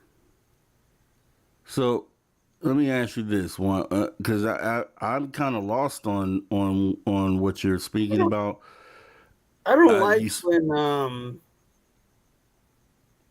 when dirt is being thrown on like. I mean, you guys might not know. Yeah, I respect you, bro. Like 100%. This is the reason why I follow you. yeah, I respect you too, Juan. Like when I hear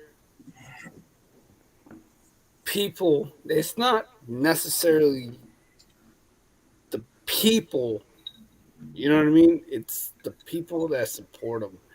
It's not. It's not like. And I go, Amen. you're not gonna do that to my people. You're not gonna go on here and fucking like. Sorry, that's the fifth one. Sorry, Yeah. You're all good that's with the F those. word. You're all good Sorry, with sorry.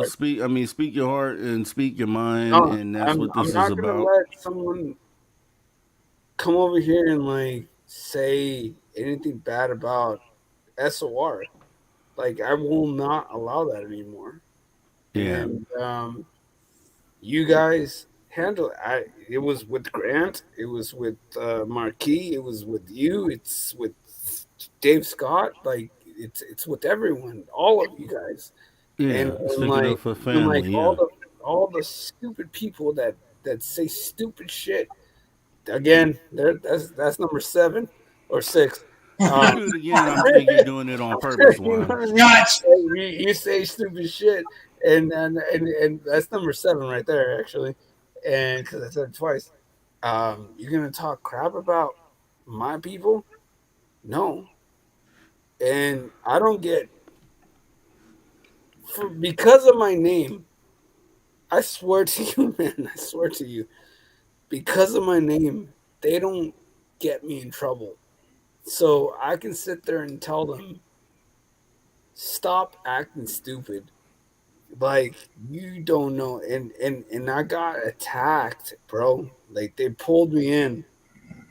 They pulled me in, and I had a lot of people that wanted me to say stupid stuff, and I'm like, nope, I'm not So you saying it. gotta do Yeah, Juanito. yeah, You gotta just like let it go and pick up your guitar. yeah. Yeah. See, Tim Moss, man, he has his Okay, that's what guitar. that was. That's what that was. Pick Okay, up Tim your Yeah, man. guitar. I am never Screw all gonna. those people. I am never in my life gonna throw you guys under the bus. Never. That's love, Juan. That's love. It's just sticking up for family, and it hurts when people. It hurts when That's what it people was. Let's do it. They try to. wanted me to throw you guys under the bus, and I'm like, nah, let me do it to you guys. See how it feels. And a Here's lot. what I'll say, Oh, Juan. Here's what I'll say. you- Don't ever let in this world period. Don't ever let somebody manipulate your feeling the way that you're feeling. Right. So right. just let You, just there's no way. take the higher road and you just block that out Yeah, take the higher because road. you know what Has my space back. you're in. You know what space you have here. You know what you know why we're all together. You know why this happens. There's nothing that Exactly. anyone on the outside can say to make you feel and when you do allow that, then you give them the power Yep. to manipulate your feelings, and that is something that you can't let them do because they get satisfaction just from doing that. Yep. So regardless, and then to get responses from you in any sort of just a response at all, you know what I mean. So the best thing you can do with that is to block it out. Don't even respond, and then just come here where you know people love you and sit down We all hang and out. just yeah Sit and down, just guys. you know what I mean. That's exactly what We you all hang do. out. That's We all exactly what care you about do. each other. Like There, I want that. I don't want them. Like you guys. I'm glad you're here. By the way, Rob Gee. Um, yeah, no problem, man. No Tom. problem. Oh, sorry, Tim. sorry, sorry. Hey, So much. Tom. Um, uh, Play something for us, man. Yeah, pick up that guitar and just Nah, I go was up. told that was just disrespectful as hell. So And yeah, I'll just go with It's that. all good. It's all so good. good. Wow, we're about to we're about I'm we're glad that people like. I want to encourage them to come forward and talk about their experiences. So more people come in. we're going we're going to do what We're going Skip deep. to Malou says. Ignore the idiots. More people. Ignore the idiots, and that's what you got to That's a do. nice guitar, by the way. What we need to Thank do you. here is uplift each other. And if it takes Tim to Osman Mothman is, to I swear to play God. something really, really awesome to uplift spirits, I mean, that's what music does. That's what music is That's what it's is all a about. spark to life. Derek Galloway is still awake.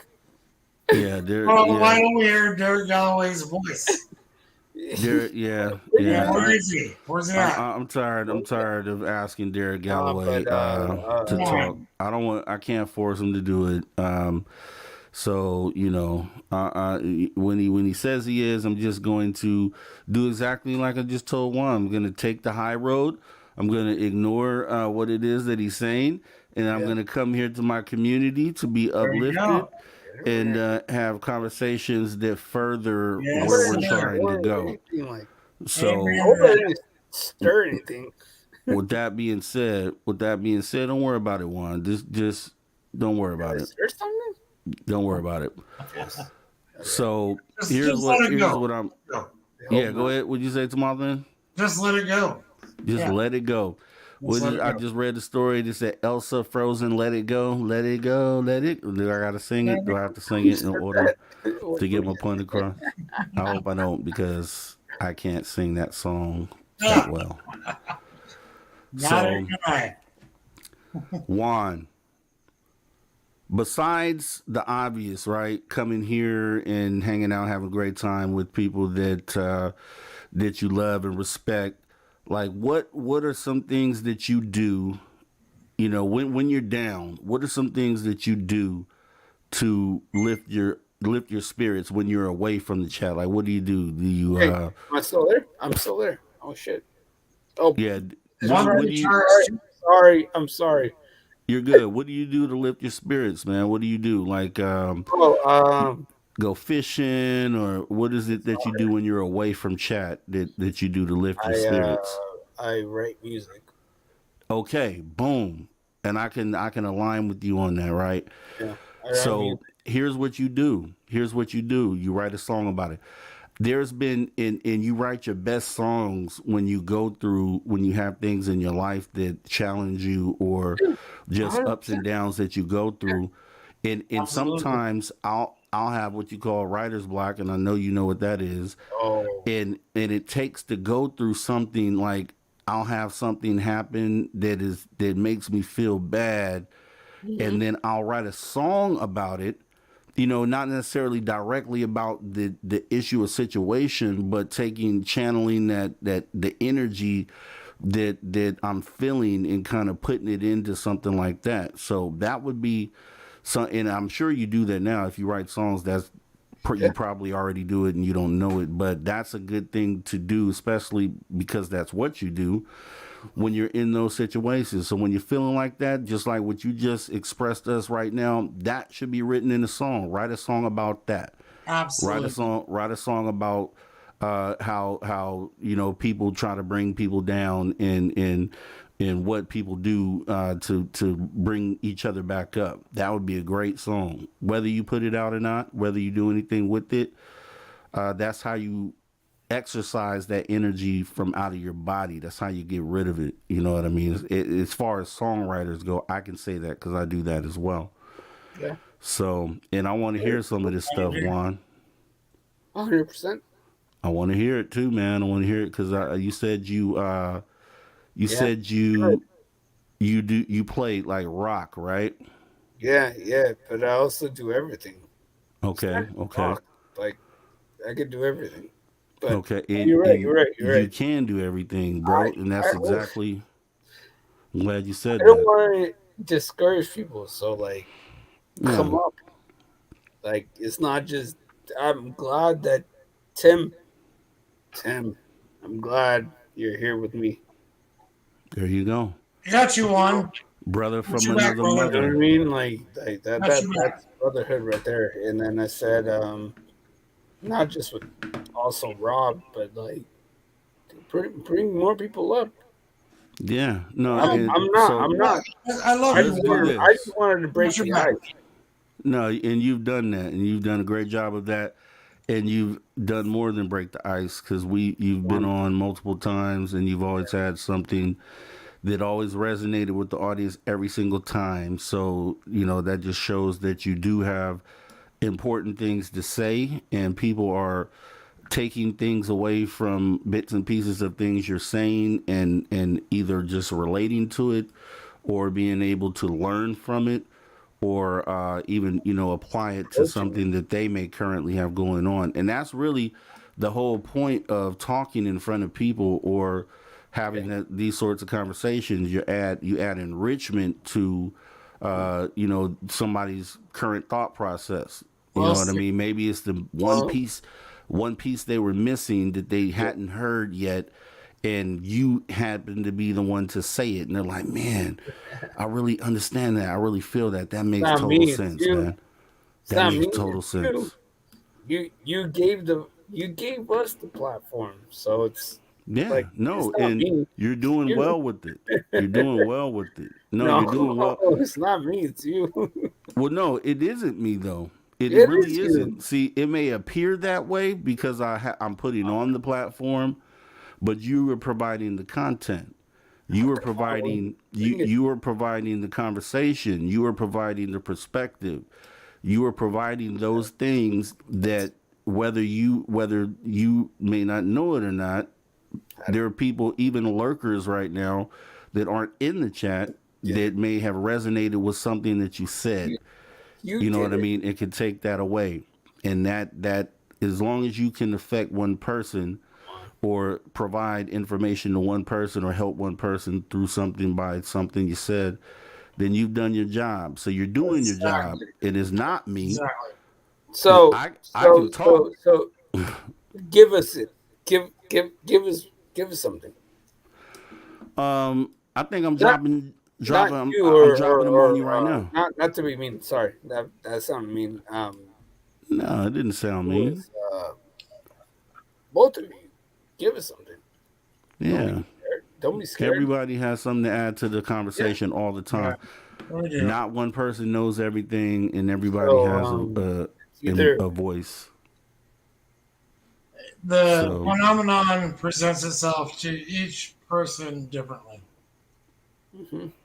It really does. And it's presented itself differently to me many, many times in many different ways. So that's what we got to deal with. That's why we're all here, right? exactly. That's why we're all here.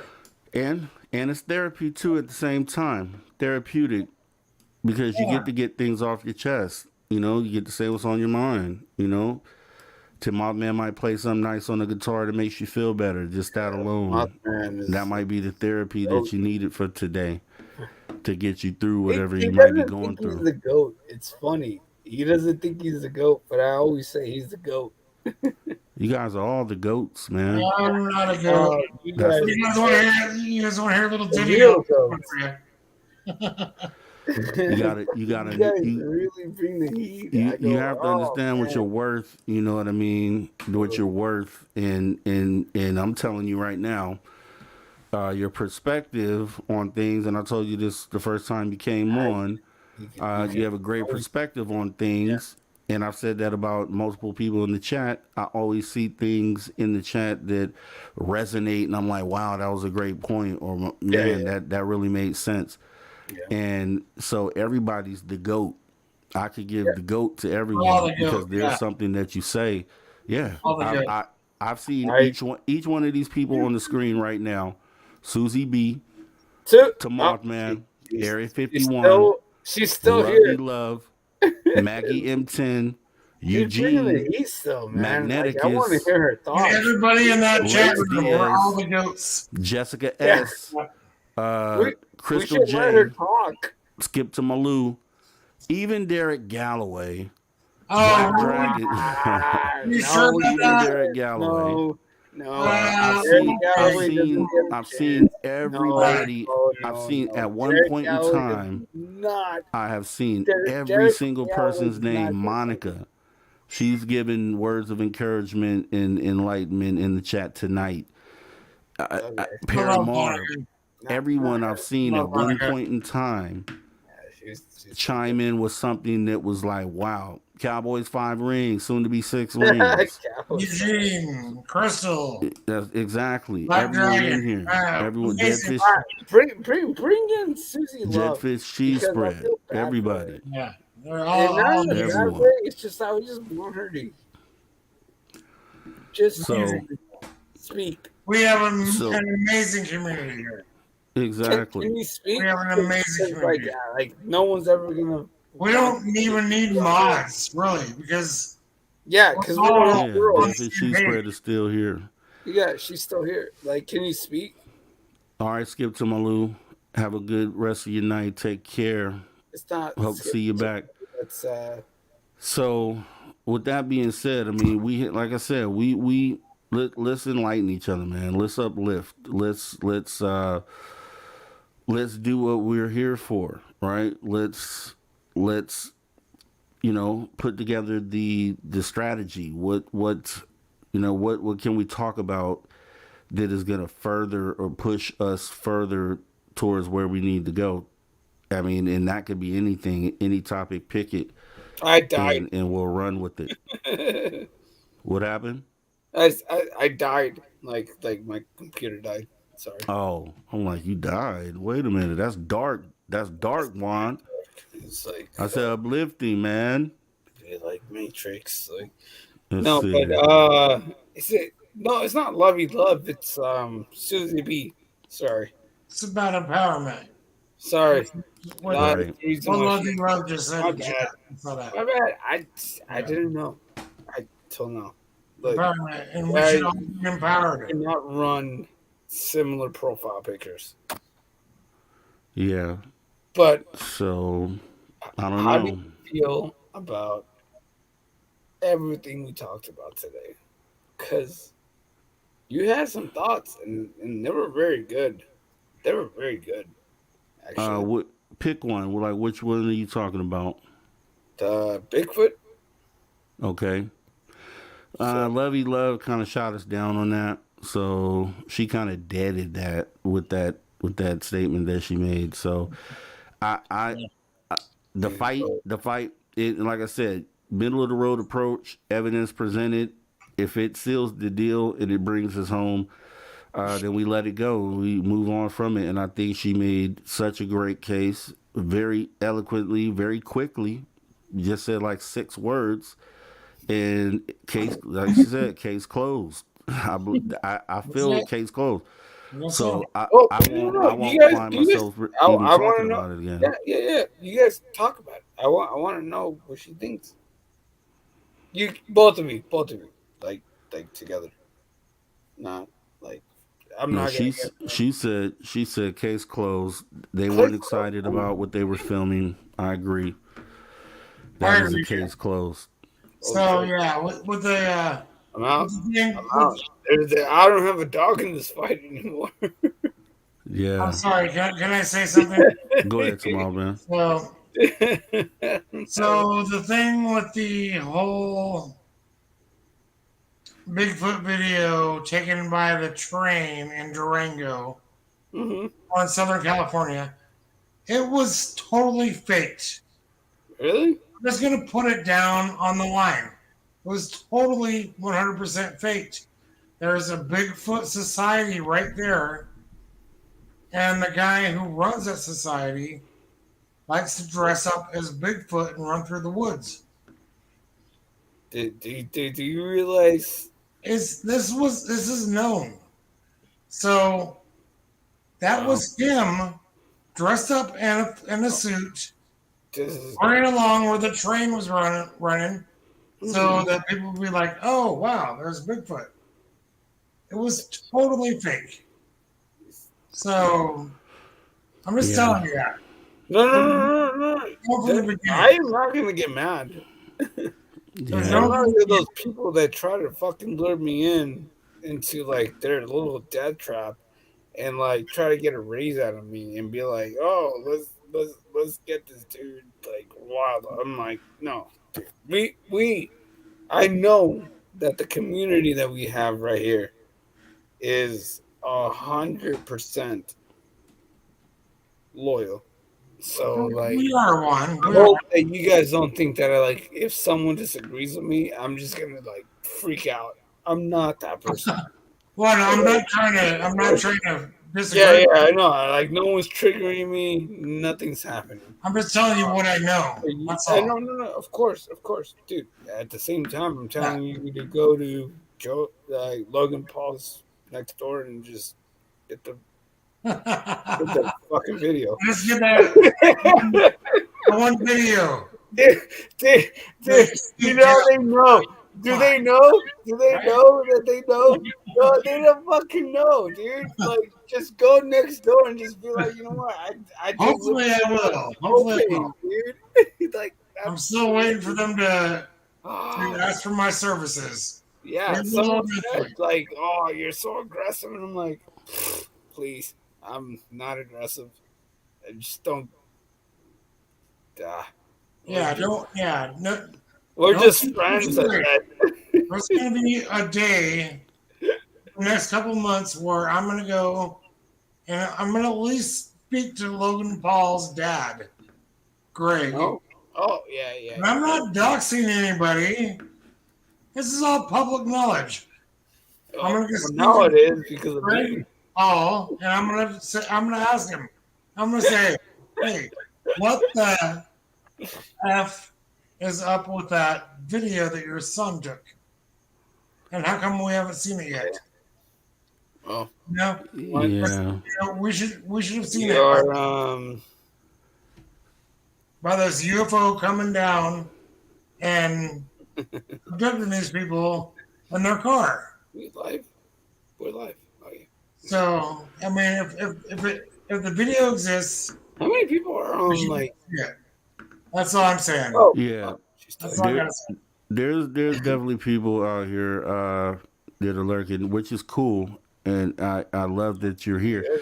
What I will ask though is if you can see it in your heart, people if come you in like haven't subscribed, go ahead and hit that subscribe button, notification bell, because we do this all the time. I mean, right now we're you know, we're just, it's a lot of lovey stuff going on right now, which is cool because that's what family no talks about.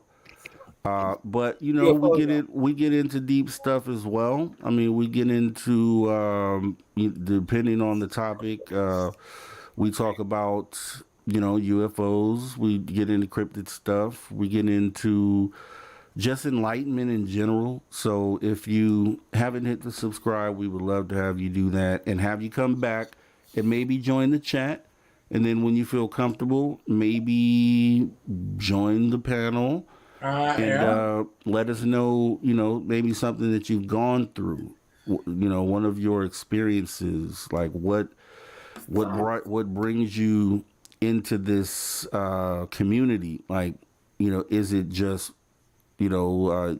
interest, or is it a need to have a place to open up to tell someone something? Like, it, one of those things, and we'd love to know what it is. So don't be afraid to click the link in the chat to come up, or you can call the phone line. The phone line is open, and when it's not open, it's open for messages. So you can do this when we're not live. You can call the number. No one else is around. It's just you in the voicemail. You have 3 minutes to be able to say what you're going to say. All I ask is that you state your name first, and then no religion, no politics, no curse words, and Sorry then for my we can curse play it word. on the show. You're good. You're good, Juan. Sorry for my curse words. Yeah, I understand. I understand. What's our count on one? Like number 7 Jesus now? Christ, it Seven. was It's like like 7 or 17. 6. It's like 17. I'm 17. not Yeah. counting those. It's like 17, but I'm not Okay, counting those. 17. Yeah, that sounds about right. It's something pretty high. It's something But pretty high. I'm gonna But clock out. no, but I understand, I'm man. gonna still listen. I could get saucy sometimes too, man. And I already know, you My know, bad. That was when not tangible. when it comes down to the sauce, you know, sometimes, yeah. Look, Juan is getting the passes because we already know we've been exactly where you're at. Oh, you gotta Stranger, man. no stranger Bring it in. to where you're at, man. No stranger at all. So we totally know. That's why you're the goat. Don't think why we you're don't the know goat. though, Juan. I want you to know that we know, okay, buddy? You're the goat. You Yeah, guys we're are the good, goat. man. We're good, but yeah, Bring it in. I want to make I'm gonna let sure. you guys go, and then What's up? I want to make sure, Juan. Are you gonna stick around though? Or are you gonna Yeah, leave me in the I'm chat? sticking around. Yeah. We Okay, can be all here. right, Yeah. good. I'm just gonna not pass out. I'm checking out. Yeah, Yes, sir. I'm just gonna. I want more people to come in. I'm going to go into chat. So All right. I'll talk to you guys. Yes, sir. Appreciate you. No, I'm not checking Yeah, out. man. Appreciate you. Thanks for having me here. So you got No problem, sir. Thanks for coming. Susie. Bring Yeah, the heat. Susie B has been holding it down with these awesome stories. So maybe she has another one potentially that she can kind of bring us into some wooey stuff or just get us somewhere. I do have one other one. Am I still in the chat? How do you log out? Sorry. Oh no. Susie broke character. Susie broke character. No. It's not that. I saw.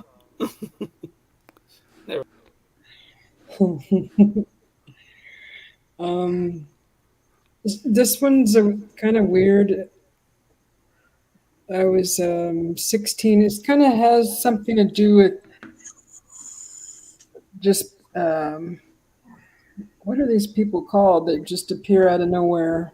I don't know what to call them. Anyways, I was around 16 years old walking through a park, and the park was full. There was children playing basketball. And there was people eating at the tables, and it was full. It was midday or so,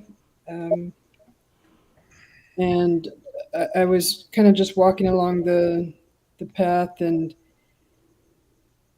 I was looking down at the ground. I always look down at the ground when I walk, and I looked up, and there was 2 men in front of me.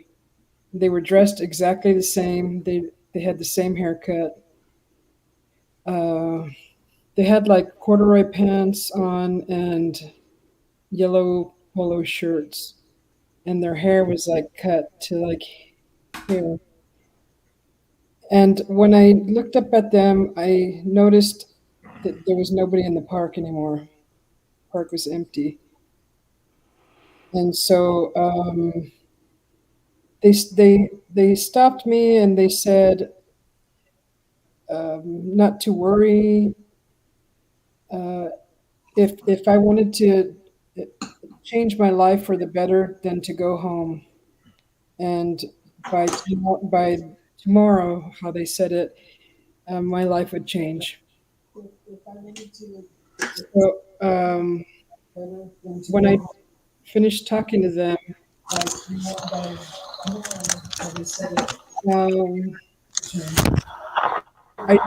I continued walking, and when I turned around to look to see if they were going to get in a car or watch them walk away, because I was kind of dumbfounded by what they said, they were gone, and then all the people were back in the park again. So that night I went home, and there was a knock at the door, and my mother was there, and she said that they were moving to Arizona if I wanted to go to pack my stuff. So that was like what brought me to Arizona. So that sounds like what they like the Men in Black sort of people, or even the Men in Black, but then not necessarily that. I'm thinking of one of those alien species, right? The human looking ones. I'm not sure which ones, tall, white, or something like that. So what do you think those were? I don't know. At first, I just called it a divine intervention. But then after listening to several other accounts, I got like time travelers, the Watchers, maybe Zetas, but I don't know. Yeah, somebody says Shimmerman. Somebody says Guardian. And then also Guardian Angels. Okay. Yeah. I mean, it's hard to say. I mean, I would lean on you guys in the chat. You know what I mean? Because I haven't personally had an encounter, you know, aside from my shadow person, to be able to give an opinion on that. So, yeah, Jessica as time travelers. Okay, Well, what I was could I weird, could see how that makes sense. what was weird about it is that they held my hand in prayer to pray over me because this was a troubled time in my life, and they just offered prayer, and then I don't remember any other conversation after that. It was kind of weird, but yeah. So they were in prayer. So what is that?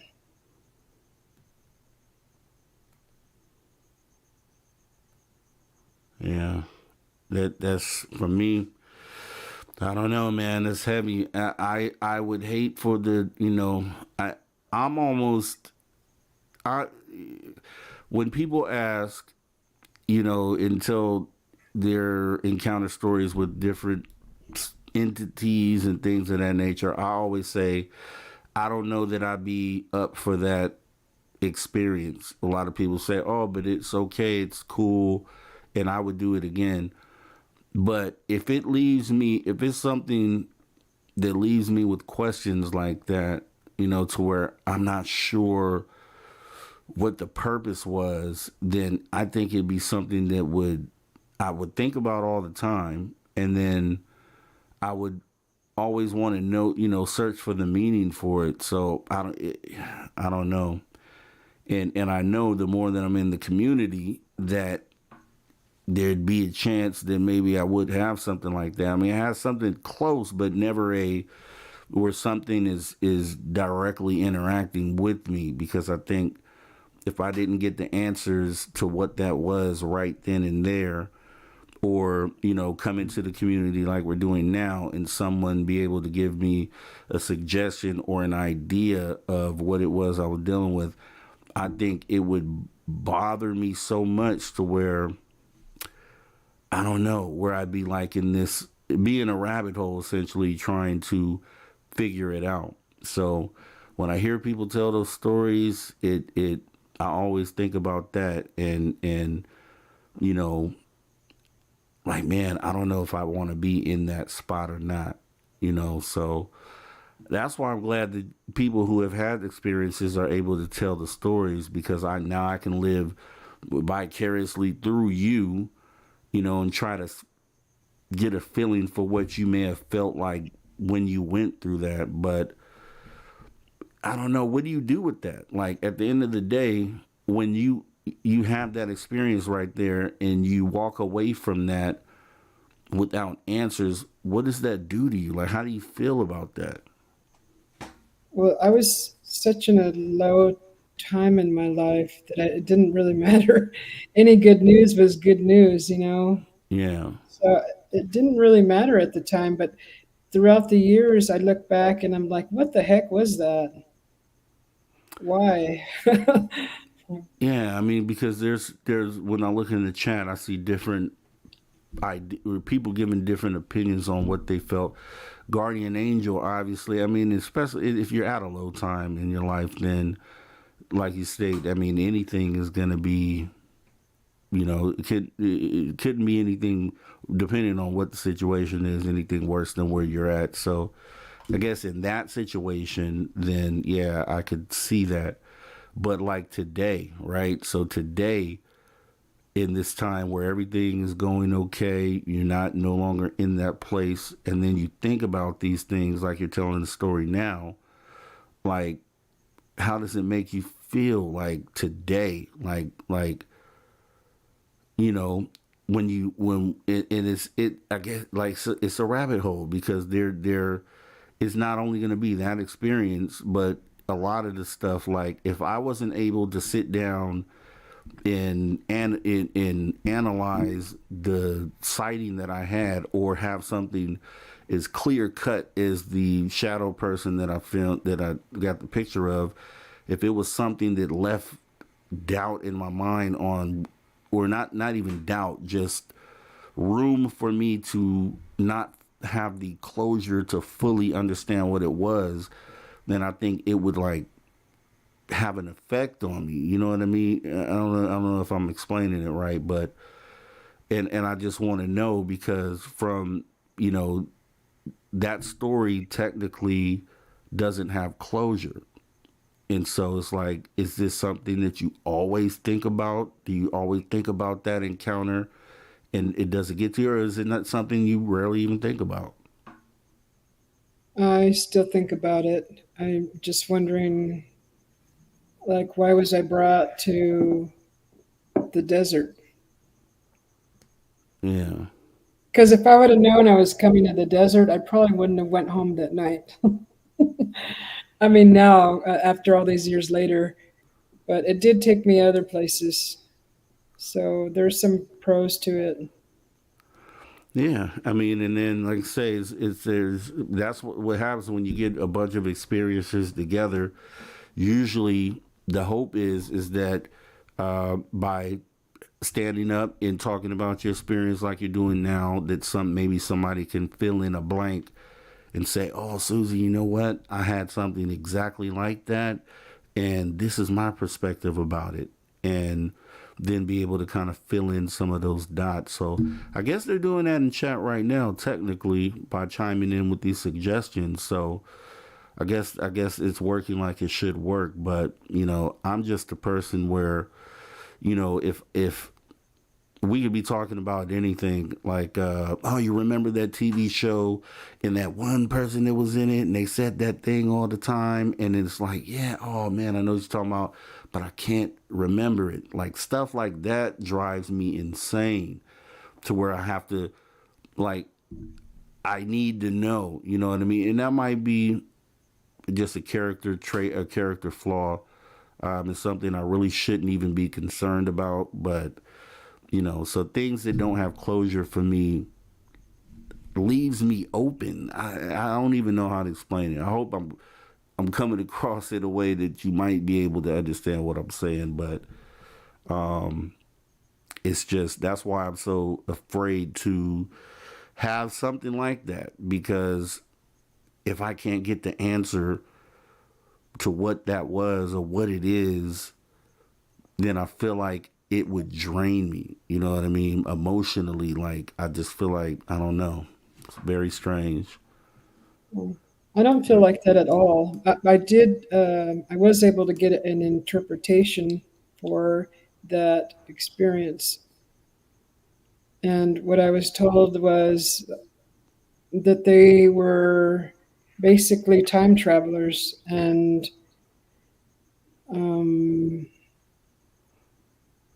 what was it?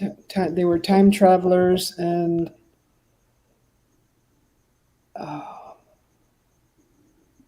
from the future. Oh, so what is your opinion on time travel then? I guess we can use that to segue into these ETs, right? So, we know they're here. We know for sure. So some people think that they're interdimensional and they're stepping in from another dimension. I don't know how I really feel about that. Some people say that they're us from the future. Yeah, What is your opinion on these ETs? How do you think, or do you think it's a little bit of everything? probably a little bit of everything. Um, I mean, if they're here, the watchers, it makes sense that they would kind of push you along your path to lead you down the correct direction. So maybe they're just helpers, and they can manipulate the what is it, the fabric space time. When I think about the time traveler aspect, I just try to think about what makes sense. So on the time travel aspect, and maybe this is just human thinking, right? But you would think that if they were, and a lot of people feel like they and say that they come back in time in order to prevent us from doing something, but we have so many cases of them allowing just atrocities to happen, even things that are currently going on in some of these wartime areas. So if they were time travelers, what would be your opinion on why would they come back in time just to stand by and watch things like that happen? What would you say to that? Well, it has it's like a reaction. Something bad happens, but maybe something good comes from it, and it needs to happen in that reaction, that chain reaction. Yeah. Yeah, that makes sense. I mean, we did, I forgot, it was the other day we talked about the butterfly effect. And that does make sense. I mean, maybe, they're overlooking something that we think is horrific, but there's something even more horrific that could be the thing that they're trying to prevent. And I can give you that. I mean, that's one side to it. That makes sense. But, if they, and it's hard to say because obviously you don't know what the chain effect would be to even try to even fully understand, that whole situation. So, I guess that's a good argument. That leaves the window open for it making sense on them being time travelers. But do you feel like they're time traveling, they're us from the future, or do you feel like they're just a separate species that are just happen to be time traveling? I think I feel that they may be from the future, definitely with a bit more advanced technology than we have currently. And this was back in the 80s. But do you feel like they're like us from the future, though? Do you feel like they're the human species from the future coming back to now? Or do you feel, because if it was a time travel situation, well, I guess it could go either way, even if they were a separate species. But do you think that these ETs are actually us from the future coming back?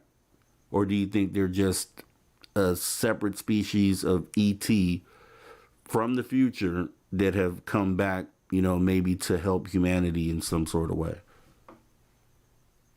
I think they're closer to being more like us. Yeah, people say that. It's like Derek Galloway said in the chat, 2 generations in space, we start looking like grays. I can understand that. But then, okay, so you say that, but then you have a subset of people who say the grays are actually robots, like they're AI, they're androids or something along those lines. And obviously these different arguments they don't all commingle with each other. So, if grays are future us, okay, we'll just, for argument's sake, say that they are, and we've just evolved into that, whatever they are down the line. Plausible, because we already know about evolution. But for people who say that the grays are actually androids and that they're not, they're robots with the skin suit, then that takes that argument out the window. So that's what I mean. It's like, well, what side do we go with at the end of the day?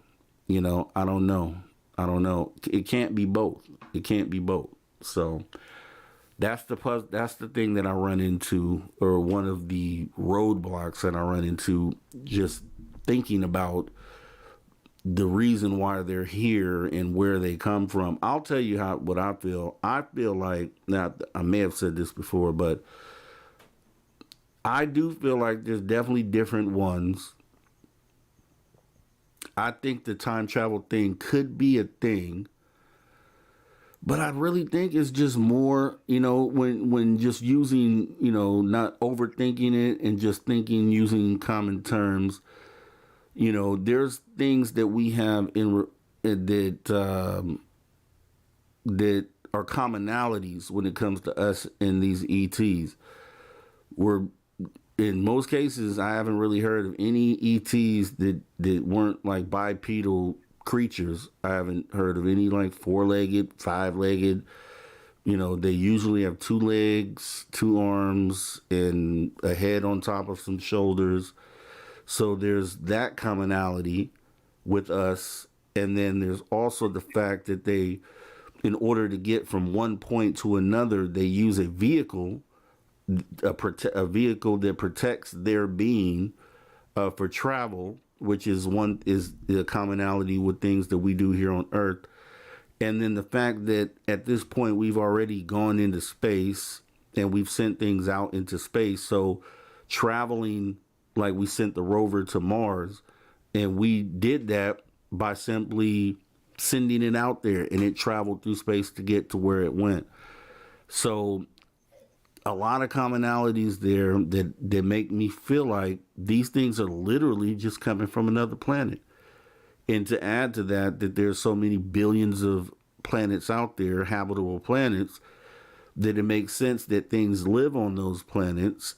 And if those things were going to travel, it's likely, if they're bipedal, that they probably would progress along the same lines where they would end up having a vehicle, or maybe invent the wheel first, and then some sort of carriage, and then some sort of automated carriage into a starship, which is kind of what we see, but just more advanced than where we're at.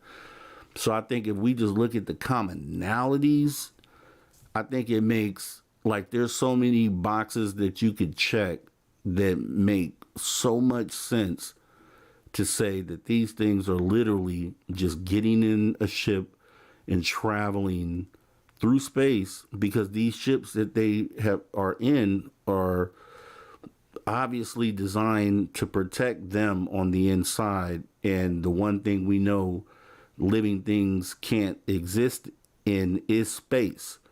So that's another box that you can check off. So if we had a check sheet here and we were marking and checking things off, I think the checklist for ETs coming in vehicles and traveling through space just makes a lot more sense than them traveling back in time, or, which is still possible, or stepping in from another dimension, which we don't even understand that completely.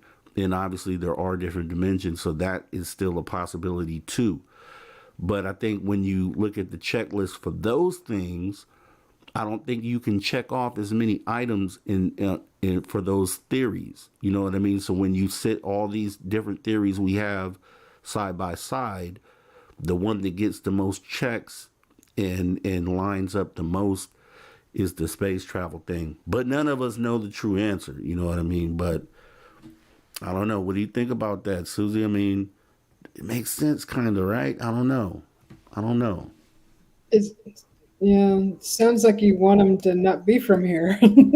Yeah, I mean, well, yeah, but I do think too, things are probably in this ocean for sure, and they may have been here longer than we've been here. I'm on board with that one too. So, and there's different species, right? There's so many different species. So I think that some of them are literally doing the travel thing, but I think some of them are probably aquatic and live in the water and may have been here before us.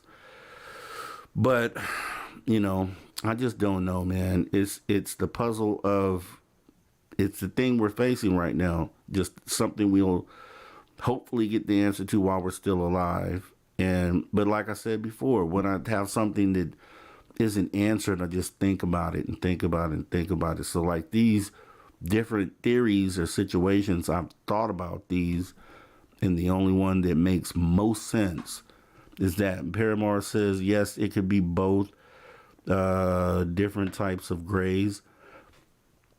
Okay, maybe, right? But let's go with the checkbox theory. And maybe that's something we should do, is get a sheet of paper and literally write down, draw 2 or 3 columns, and make each column one of the different theories on what people believe is the actual thing, and then write down a lot of the things that make sense, and then just kind of compare notes, because we have to do something like that. Let's see, Maggie M10, I wonder if we get the answers after we passed on. That's another thing too. I think probably, Maggie says he thinks we do. I think a theory about that is, and we've talked about it before, the energy that's in our body, and that we're connected to the energy of the universe. Like the energy that makes us animate and does that is the same energy that moves the planet, the same that does all these different things that interconnects with the universe. And I think, because I think Eugene was on, we talked about this, because some people have the thought process of reincarnation and just coming back over and over here on Earth, when it makes more sense that your energy, once it comes out, leaves your body, that it reassimilates with the energy of the universe and gets redistributed. Most likely, we don't know for sure, but a good theory would be that maybe it, thinking that, with the thought that we live on after our bodies pass, that our energy does go out, reconnects with all the energy of the universe, and then gets redistributed somewhere else. And then we're born on some other planet once our energy leaves out. You know what I mean? So I don't know, Susie B. It's the thing that's just like, and it's just like something that is mind-bogglingly complicated. You know what I mean? To even try to even think this stuff through. I always wonder about where the heck we came from before we have arrived here. Maybe we're going home when we leave here, and where's home? That part too, because yeah, you're right. I mean, that makes a lot of sense right there. And I've thought about that. We didn't just, maybe what we're doing right now is an example of what happens next. Maybe, the same way our energy was put into the embryo and grew into a fetus, into a baby, and then now we're living. And then once we pass, the energy goes back out. Maybe that happens again somewhere else. Maybe that energy gets put into an embryo on planet Zeta Reticuli, or you know what I mean? And then we grow in that, and maybe we just don't have any memory of what happened before, and that would make sense, because maybe the energy that powers us or that we're made of doesn't have the ability to think. It's just energy that powers life. You know what I mean? So maybe once we leave out of our bodies, the things that we don't get to remember, because we don't have a repository to hold those memories. And so that energy just gets put wherever it goes, distributed to, and then that energy just powers another life somewhere else. I don't know. Or maybe our bodies are in stasis somewhere. Yeah. Another body. I mean, with bodies, because you can lose a limb, you can, like, I just feel like our bodies definitely aren't a really important part of the puzzle. Like, I just feel like that, because you can have people that are born without limbs. You know what I mean? You can have, like, some of the necessary things that we did if you were blessed enough to be born in full health, some of the, like, your fingers to pick things up and do those things. There's people that aren't born with that, or you know what I mean, but they still live life. They still have a life in them and a life force. So I don't think the purpose is these bodies. I just don't feel like that. Mm-hmm. You know what I mean? And it's like for sure the energy part is the key. Is just figuring out what happens with that energy. And it just makes so much sense the energy dissipates, it dissipates from the body at the time it separates from the body. Just makes sense. That makes sense. But then just the magic of what makes this universe go. In fact, like I said before, we're sitting on a ball that's spinning through space, and being powered by, we don't even understand what's powering that. And then we have a big ball of fire sitting in the middle of our solar system that is giving us the ability to do all these weird things that, like, where does that energy come from? And we have to be a part of that. We have to be. Mm-hmm. And that's about as far as we know, I think. I think a lot of people agree with that. But, the question is like, what happens to that energy once it leaves? Where does it go? I don't think it sticks around. I don't think it just stays here. I think it just goes everywhere. Exactly. And then we just instantly travel to somewhere else. Our energy is just gone and just goes. And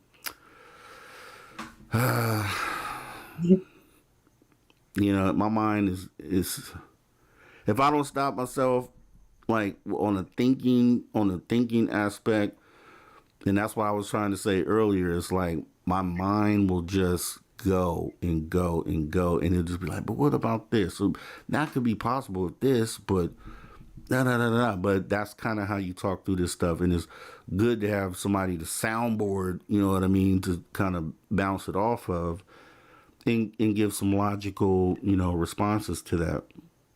Lovey Love says ionization. Yeah. Nature. Funny, isn't it? That me, let's see. Funny, isn't it? The me that we all have is energy. And it's energy, like, energy is the key for sure. Like, I think that much we can all agree on, but it's like, and then, so I guess if you think about that, if the ETs know this, like they have the answer to that, if they could say, yeah, it's energy. Yeah, you end up going, this is what happens and this is the process. And maybe I wonder if they know, like, do they know the answer? Or is it so, because it's bigger than them?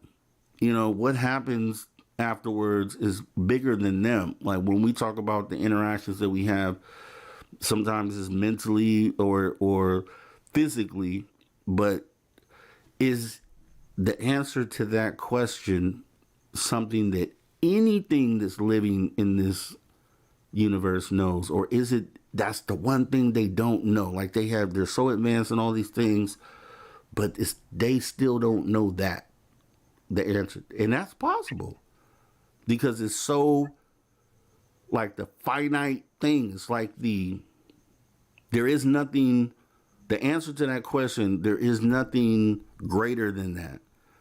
So they could have achieved so many higher levels of just technological advancement and even spiritual, but maybe they don't have the answer to that.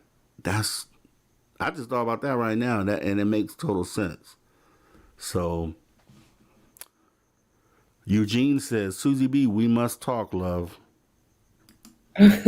Derek Galloway, I used to take Bully's lunch. Okay, Derek, how does that further the conversation, buddy? If they do know, they're not telling us. Maybe it's against their beliefs.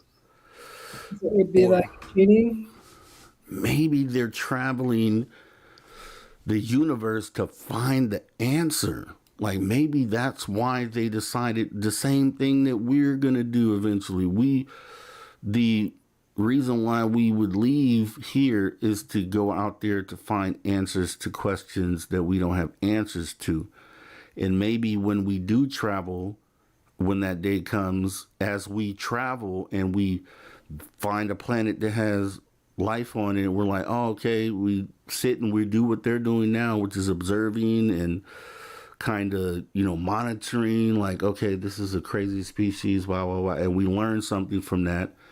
And that's one of the questions that we get to check off our list. And we go to another planet where there's other life. And along the way, along our journey through space, it's just like the journey through life. With life, you go through different things along the path. You learn different things. You learn from different things. You end up being more enlightened at the end of that road. And then we get to the point where we pass on. And, sometimes we didn't get to learn everything that we wanted to learn when we got to the end of the life that we know of. I wonder if that translates into space, and it's the same type of journey that you take while traveling through the cosmos can be related to the same path that you take during life. Like, you do go to these planets over time and you do learn this and that while you're out there, but then you get to a point to where you didn't learn everything, or if it's even possible to learn everything. So when you think about that, because right now a lot of people, we look at these ETs, a lot of people say like they have the answers, they know, and they're going to be able to tell us, and they're going to be able to unleash everything that we've wanted to know. And we could be setting ourselves up for disappointment. We may meet them, have a conversation, and find out that there's still things they don't even know. Wow. That's deep. Because then if that's the case, that takes value. It takes a lot of value out of the prospect of interacting with them. Of course, we'll be enlightened technologically for sure. Spiritually, I'm sure on some levels we'll be elevated. But the big questions, I don't know. Maybe we'll get to see that. We'll get to see that. What do you guys think out there about that, man? That is crazy, man. I just really, as we're sitting here talking, considered that. I've never, gotten to that point of it where that was even a thought. I'm going to have to write that down, man, because it just makes sense. It just makes total sense. That's a deep thinking there. Dude, Susie. It's deep here. Do you see how I can't stop? Do you see how I just ran through that process right here? And it's just, I can't stop until okay, well, until we get to something that makes sense. Oh, Susie. This is why I can't get sleep, okay? This is why I sit up all night and do a show. Because I'm not going to go to sleep anyway, because I'm always thinking of stuff. You know what I mean? It's like, I should go to bed, but I should do this. I should go to bed, but I'm thinking about this. Let me think that through. It's wild. It's wild. Maggie M10, that's it. I'm deep in thought now. LOL. Rob, how'd you do it? Yeah, Maggie. That was crazy, right? That was just a rabbit hole that just opened up in front of our eyes. Literally, as we sat here, that opened up and we traveled down that rabbit hole. But it's pretty freaking, I've never heard anyone say that, or even, and it makes sense, logically makes sense. So, yeah. Derek, what would you do, Round G, if Susie B turned into a reptilian on screen? I would ask her if she knew the answer to some of the questions we just posed right here. It would be perfect timing if she did that. It would be perfect timing. And then she would be like, yeah, no, we still don't know, why we're here. I'd be like, dang, I knew it. I knew it. Yeah, Derek is just I don't know, Derek. Are you trolling, dude? Because it's kind of like lightweight trolling, right? Especially when you don't participate in the conversation, Derek. I'm going to let you have it, buddy. I'm sorry. I'm sorry, man. Why is it got to be a reptilian for? Yeah, maybe Derek's a reptilian. Maybe that's why he isn't coming on screen. Oh. Oh, Susie, I think we found it out. I think that's what it is. Derek, there's something Derek is hiding. Something. Maybe he's a clone. Maybe he's a reptilian. Maybe he's a shadow person. Maybe he's not even tangible. Maybe he's not even physical in the physical being. Maybe he's just like an entity and he's like in the internet and he's not like a physical person. He's like part of our connection and he's in the internet. It's like the black goo. Exactly. I think, oh man, we're getting down to it, Derek. We found you out, buddy. Time's up. Your time is up. Skip to Malou. Who is Derek? Yeah, I kind of feel that way sometimes too. Lovey love. He's a gremlin. Yeah, the Matrix. That's it. He's Matrix. Skip to Malou. That's exactly. He's like, yeah, he's like in the Matrix. He's not really like out here with us. He's like in the Matrix. Until you can prove us wrong, Derek, you're in the Matrix. Let's see. He's an NPC player. He's an NPC player. Yes, Derek is an NPC. Susie just coined a new term for you, dude. Derek's an NPC. Non-playable character. Yeah. Oh, I'm glad somebody got into deep thought tonight. And yeah, Susie, I mean, I'm glad you understood what I just said because it was really heavy, and I'm glad that someone was sitting right here in the moment to be able to be like, oh, okay, yeah. So, because if you don't have an answer to the thoughts then you're talking to yourself technically at that point, and we know how that is. And our minds aren't even, they're challenged to think this way unless you've had some kind of experience that's abnormal or paranormal or, unusual. So people that this happens to, you start to actually think, what the heck is really real? Yeah. One of the things I like to say is, do we even know what reality is? Like we say, that's not realistic. Or like, do we? No, we don't know what reality is. Like, we don't even have a clue. Like, we just know the little bubble that they've created for us that we live in. I think that's what we consider that to be reality, when it's actually far from it. When you saw during the whole, the I like to say plague, because the other word, I guess you get shadow man for it, whatever.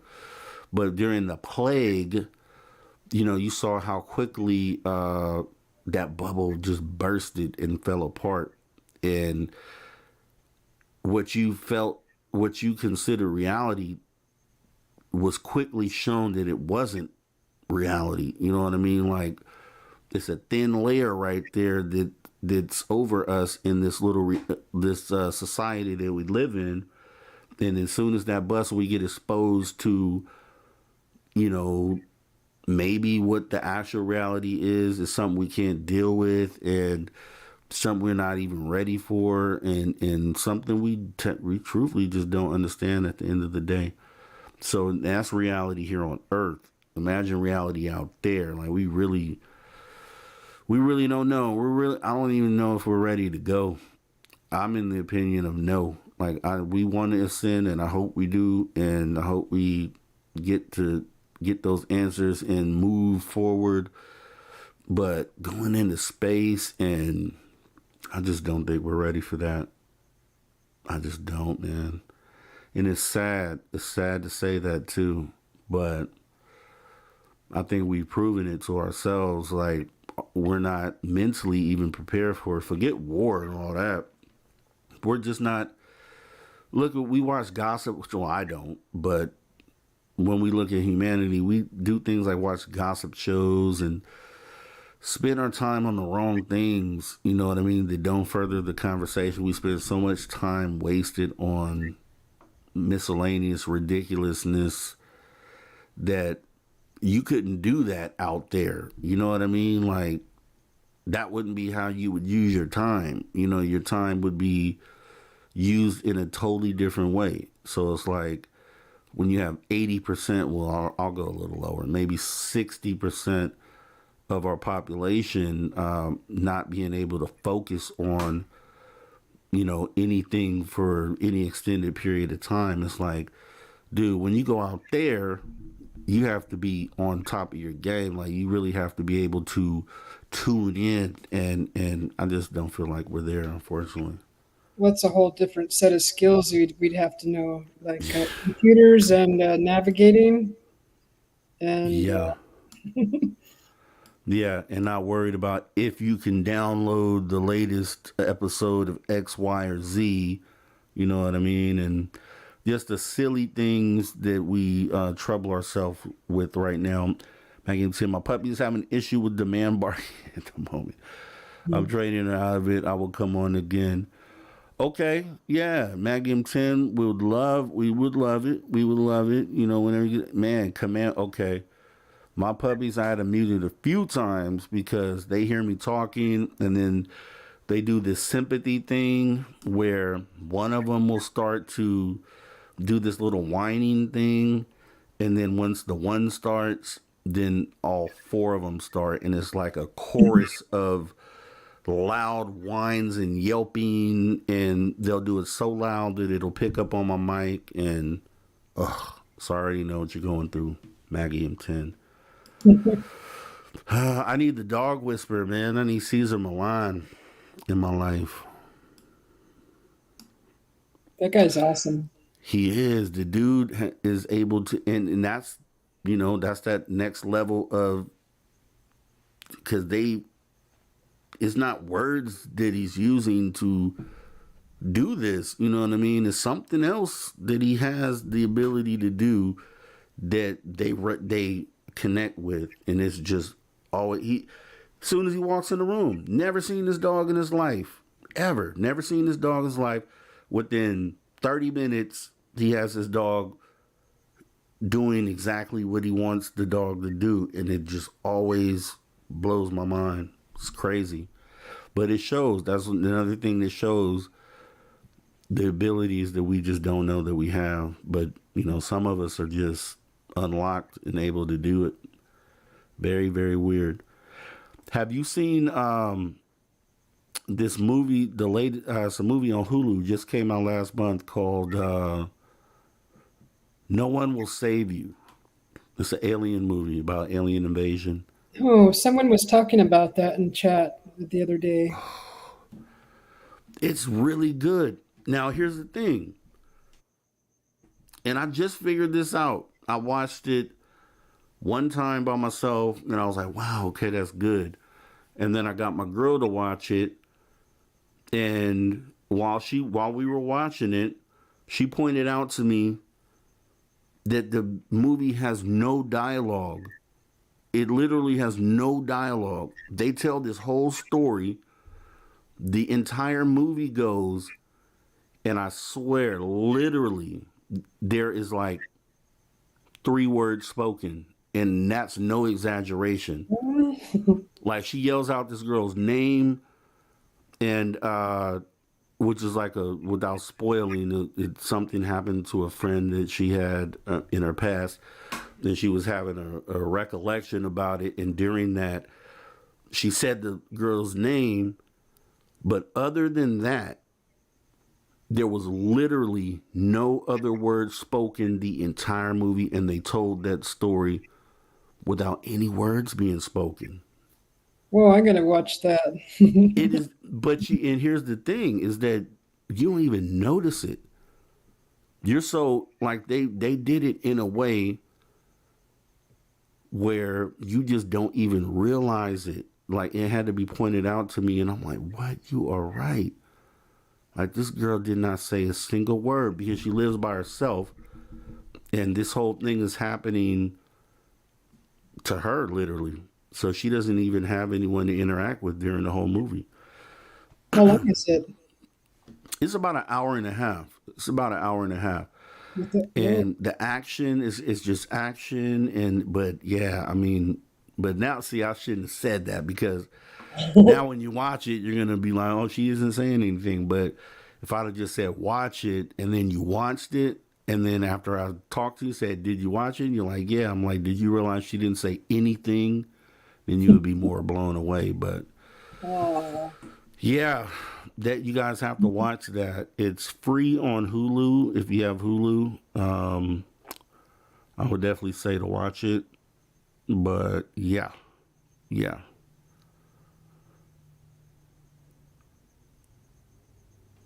I gotta acquire my base in Tiny App. Oh, you guys are talking about something else.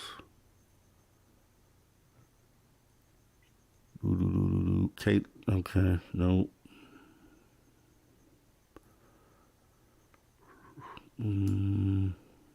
No. Yeah, you guys are.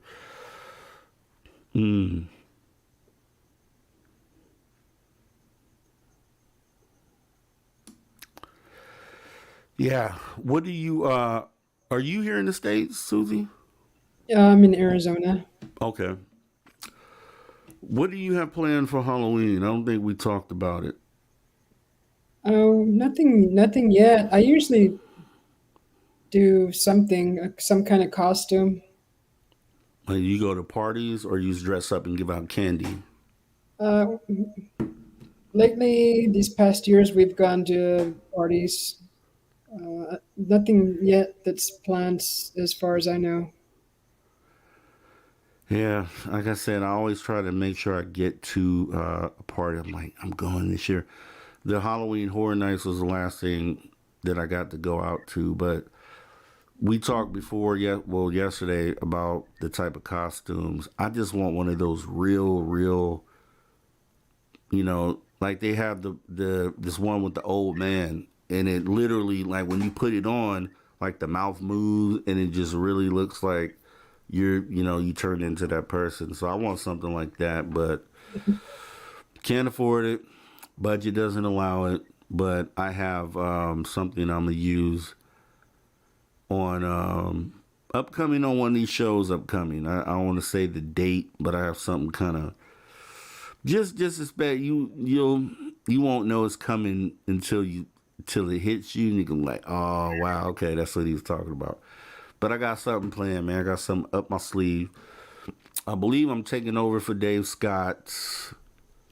Wait, what is today? 23rd? Ooh, on Tuesday. So I need to talk to Dave about that.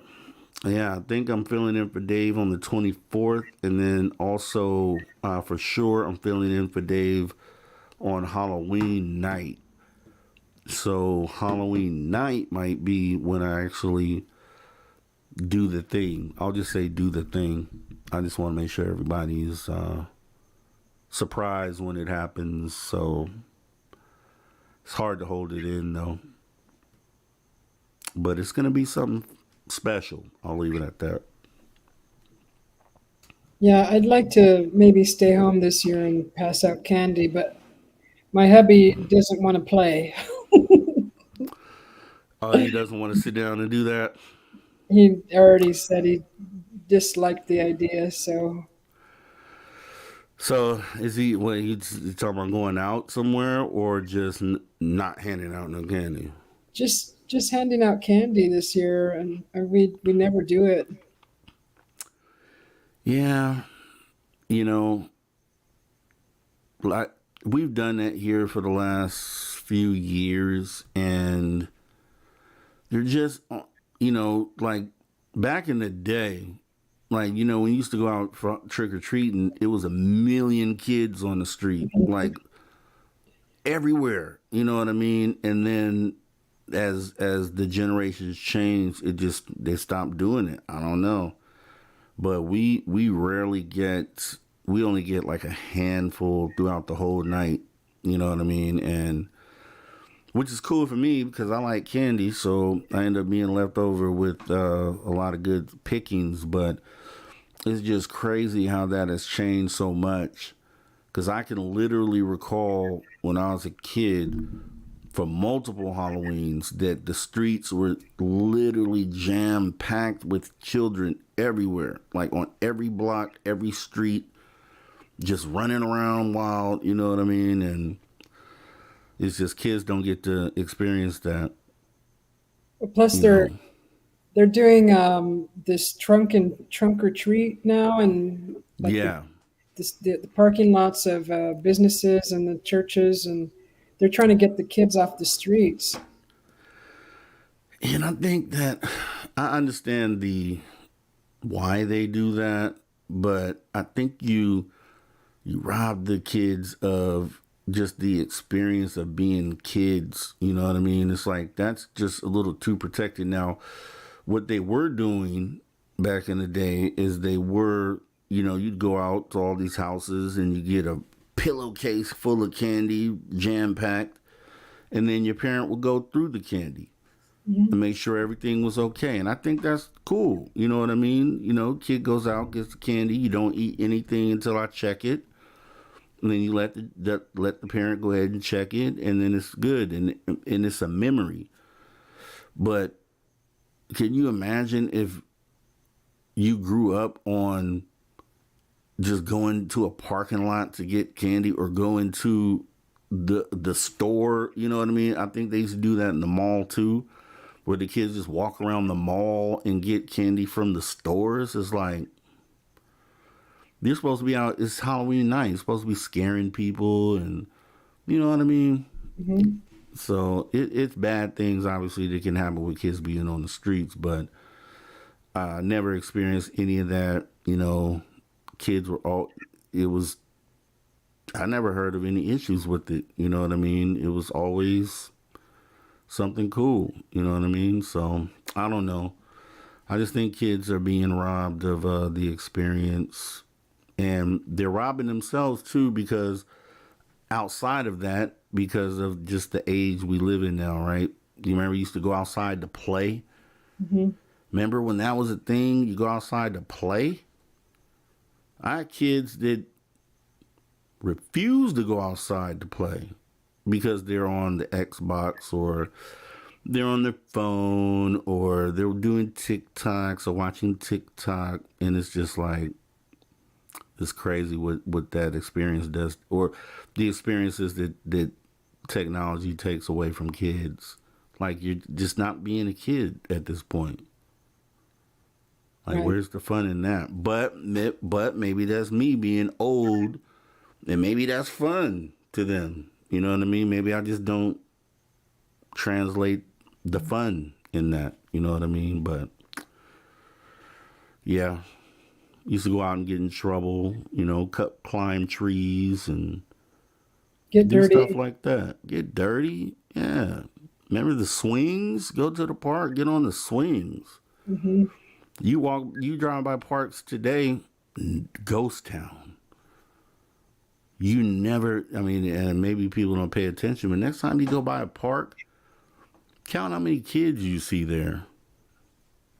0. This Halloween, if you're giving out candy, count how many people come to your door this year.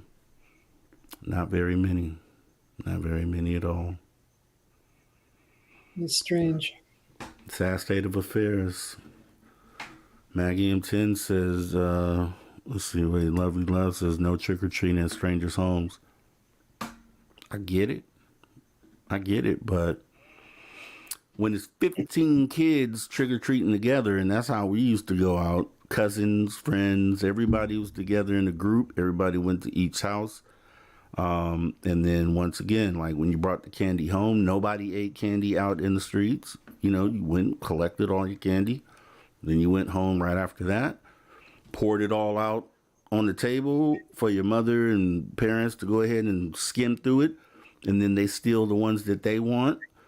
And then they approve your candy. You slide it back in your pillowcase and you go on about your business. Go sit in the corner somewhere and eat up your candy. We skimmed it before it got skimmed. Yeah. That was, those were the days. Those are the experiences. Like, you get to call your parents out for eating the candy, and yeah, those things don't get to happen anymore. Maggie, when my son was young, we didn't have much.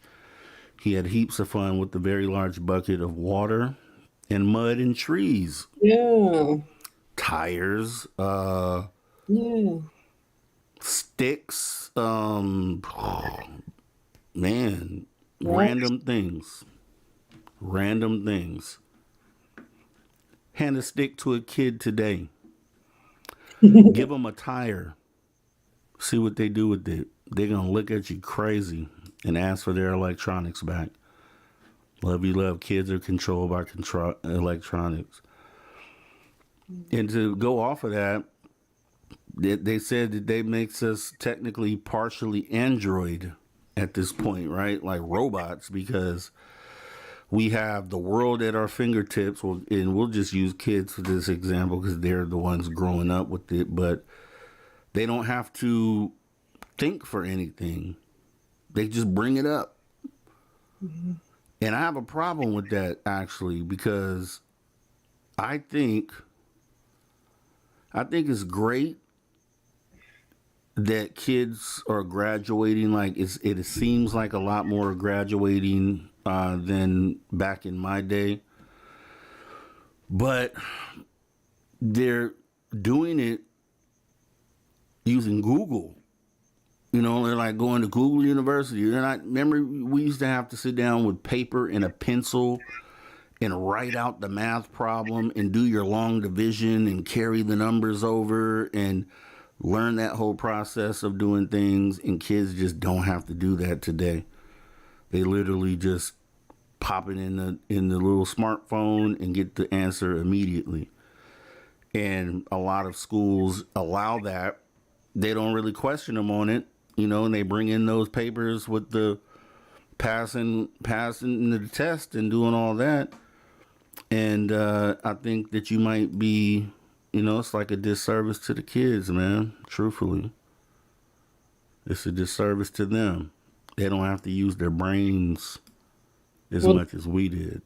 Then you're at the grocery store and paying for your groceries, and they can't count change back.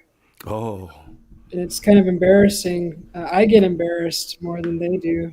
yeah, yeah. No, you're absolutely right. I've had that experience myself, you know, a few times.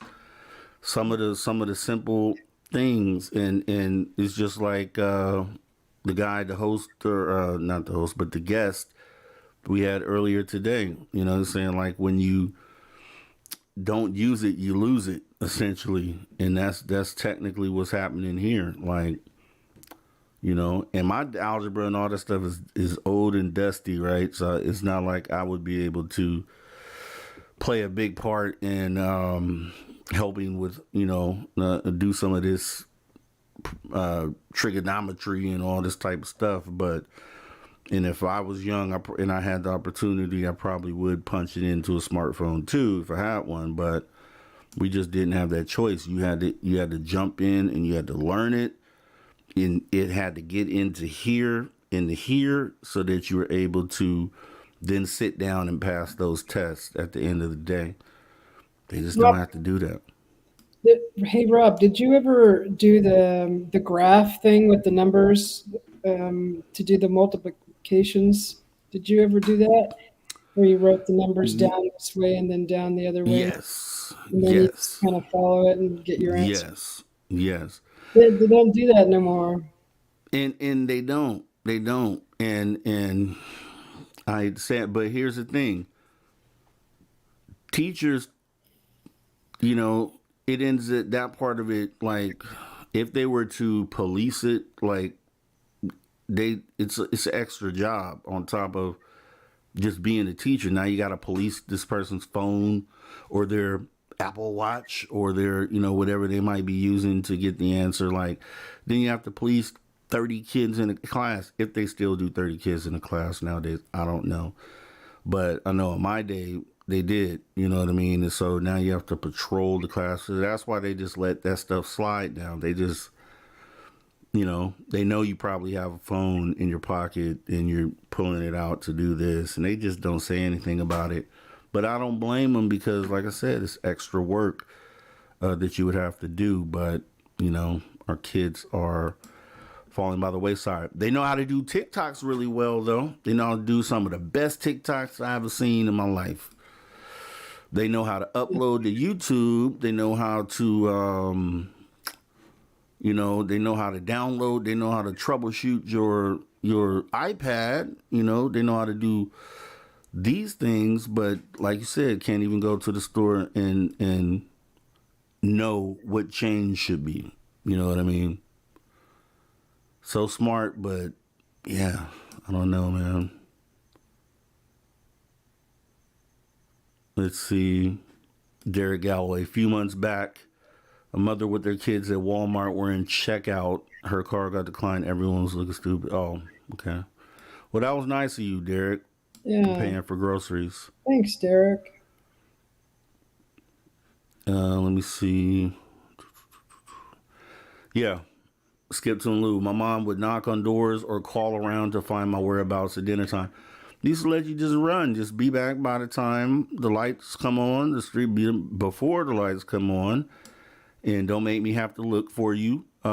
These were some of the words that they gave you. And you just got to go out and be a kid, man. And have some experiences. The time you rode your bike all the way to the one place that was kind of far. And then you had the experience while you were out there, and it's something you talk about to this day. And you know what I mean?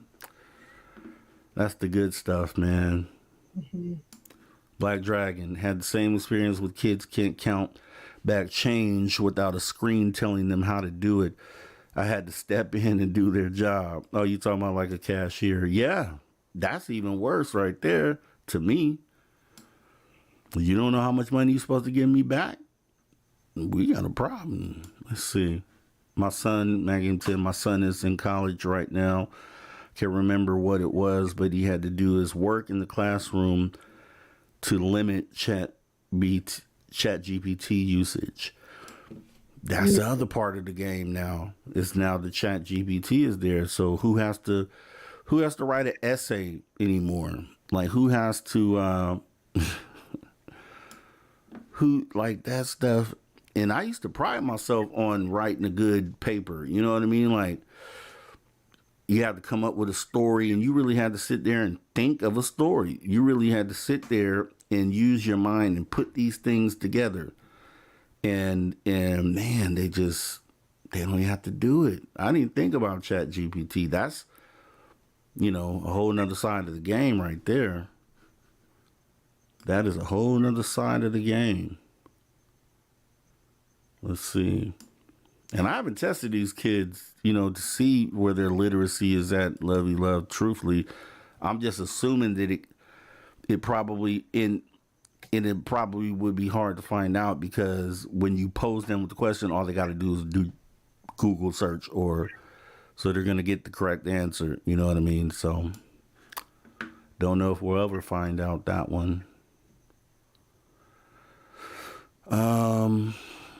Manhunt, capture the flag. Yeah, hide and seek. The basic one. Like, you can't, nobody cares about that. Yeah, because it can do your work, right? Everyone, Skip to Malou, everyone knew who you were, lived, bus drivers, neighborhood, every car. All people ask, who are you? And I'm my dad's daughter. Their faces, ooh, you're his girl, yes. Yeah, simpler times. Car picked this up, they knew. Let's see. Developing without considering the consequences. Yeah, pretty much the bottom line to that.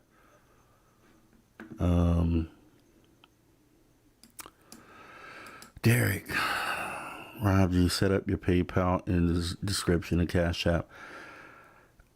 I am not, you know, I'm not really that guy, right? So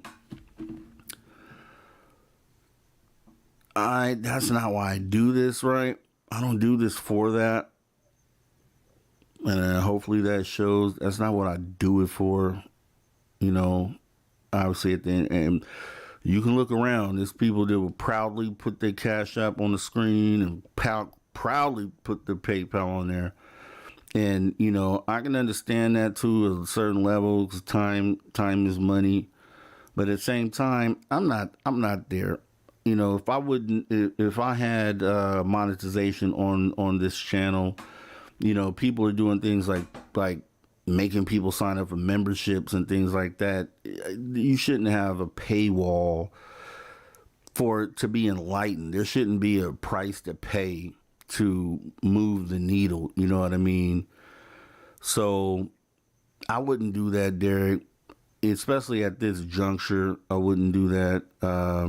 You know, not saying I'm rich or anything or any of that stuff, but you know, I'm doing something. I'm doing without getting all religious and try to stay away from that. But I'm doing work on behalf of the higher one. So, you know, if things develop into something at some point down the line, is not what I'm driving to do. You know, if that person opened that door for things to happen with the channel, like, then that's what would happen. But I can't say that I would personally consciously make a choice like that, even though I really appreciate you saying that, though, man. I do. It just lets me know that there's value in what we're doing. So I appreciate you, man. Let's see. All my ideas used is still poor. Yeah.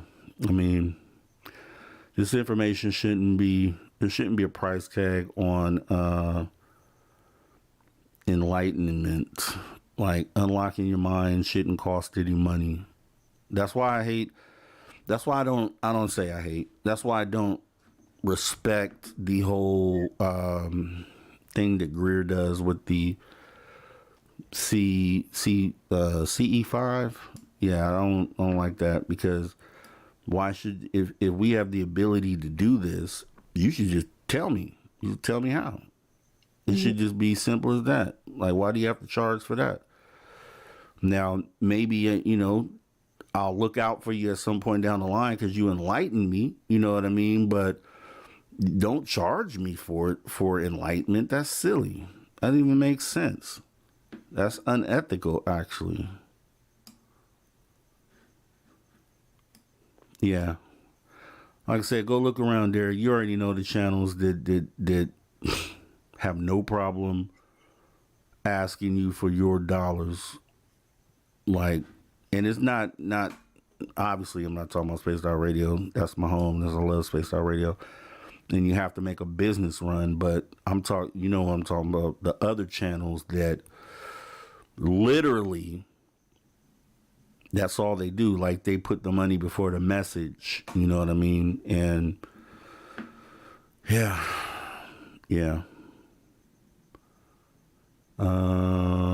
Let's see. Who, Maggie? Yep, I agree. 100 put me off him. Who, or do I want to know? That's the question. Do I want to know? Look at other countries, Rob. They actually take a break to go and meditate or take a nap. Or we don't do that here. We just run every human being here to the ground, and nobody has time to do anything. We're barely scraping by. There's no rest. There's no peace for many, not all, but that's just how the design is here. It's everybody's running around in a rush, in a hurry, 20 things on their mind. Look, you are totally right. You are totally right, Susie B. And, you know, we talked about that with Drew Banke a little bit. And look, and I'll use, who is it, Val, who Dave interviewed during the week. You have to, the thing that people should be doing, and it seems counterintuitive when you say it, because if you're bought into what society has like brainwashed you to believe like you need to be in this machine so that you can make that check at the end of the week, so that you could barely pay that bill just to have to come back to do that all over again, over and over for your entire life. You know, it takes the leap of faith where you break out of that system, where you break it.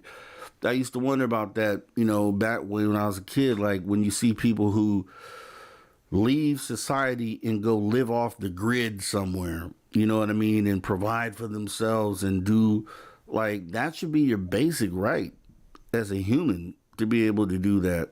Like, that shouldn't be anything weird or out the ordinary. That should be like the model, you know what I mean? But it's designed for you to barely make what, you know, you're barely getting by, period.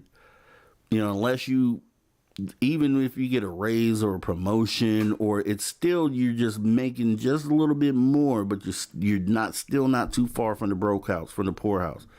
Literally, you're not too far from it. You're usually a few checks away. Sometimes you're one check away. You might get a raise and a little better spot. Now you might be 4 checks away, but you're still really close to that line. You're still, and they make sure that you are. They make sure that you always are, because then you have to work for your entire life. You have to work from 18 to 65. It used to be younger than that, but now they're pushing you.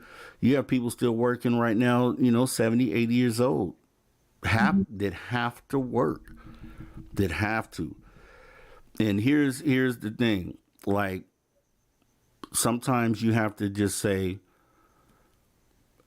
I'm going to break that mold. And maybe you work on for yourself, or you do something that isn't that normal thing that they want you to plug into, be an entrepreneur. I used to ask people, like, do you want to be the person that's buying, or do you want to be the person that's selling? Because the people that are buying are the people that are plugged into the program and have no problem being that. Like, you never had aspiration to be on the other side of that counter and be the seller. So what does it take for you to break out of that and say, no, I want to be the seller. I want to be the seller. I don't want to be the buyer. You know what I mean? I want to break the matrix. I want to break up out of this mold. And I want to do something risky. I want to take some chances in my life. I only live one that I know of. So I want to take some risks here. And sometimes you have to do it. You have to take the dive. And sometimes it doesn't work out. Sometimes it does work out. Here's one thing I've always said. You talk to any successful person, anyone who's like really successful, like millions of dollars in the bank, and you ask them to tell their life story, most of them, I'll give them 70%. Some were born with it, but some who had to get out there and get it will tell you that they took a risk. They just quit their job. They just quit this career that they had cold turkey and jumped out there and took a chance, and may have failed a couple of times, but then eventually made it. Like, sometimes you got to do that in order to break out of this matrix. And that's what Val's story was. And that's why Dave was touched by that, because not a lot of people can have the courage to break up out of that, because you're losing what society makes you feel like is stability. Like, you're losing that, and it's uncertain based on what society has taught you how you're going to be able to go forward. You know what I mean? But a lot of people, when they break out of that, they never want to go back in. And truthfully, and it sounds bad, because the people that do that and then don't succeed, and or you know, have had multiple fails in a row, then for them, obviously, they don't have that stability anymore, and they're forced to live in the society. So it's not like a separate place, like you're stepping out of the machine, but you still have to technically deal with the machine and kind of be plugged in, because there's certain aspects of the machine that control a lot of what we do in life. You know what I mean? So, you know, when you say take a leap, for some people who haven't made it yet, they're like, or succeeded after taking a leap, it's a bad decision, you know, if you allow someone in society to say, oh, you failed and, that was a bad move. You left your job and you took a risk on this and it didn't work out. See, you should have stayed plugged into the machine. No, you shouldn't have. You should have did exactly what you did and broke out of that mold and then tried. At least you tried. The one thing you don't want to regret the last day when you look back on your life in retrospect is that you didn't take any chances. You didn't take any risks. Yeah, you were able to get by and you kept that house and you barely have food and you always a few checks away from not having any of that anyways. But when you look back, money doesn't matter anymore at that point. You're just looking back on the quality of life that you had and, the possibilities that were. And one thing I never want to do is look back and regret anything. And everybody should feel the same way, because that's the worst feeling in the world.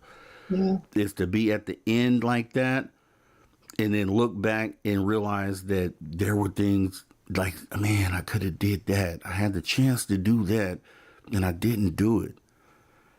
And that's just the word. And I don't want to feel that. So I'm so for doing that.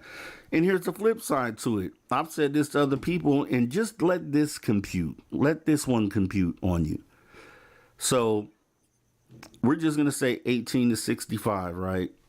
And we'll just to make the numbers even, we'll just say 20 to 65. Just easy math, right? So 45 years of work, technically. Like if you want to make it, if you want to plug into this society and make it through 45 years of work, right?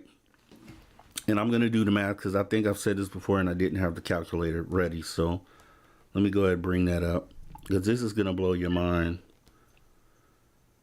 This is going to blow your mind.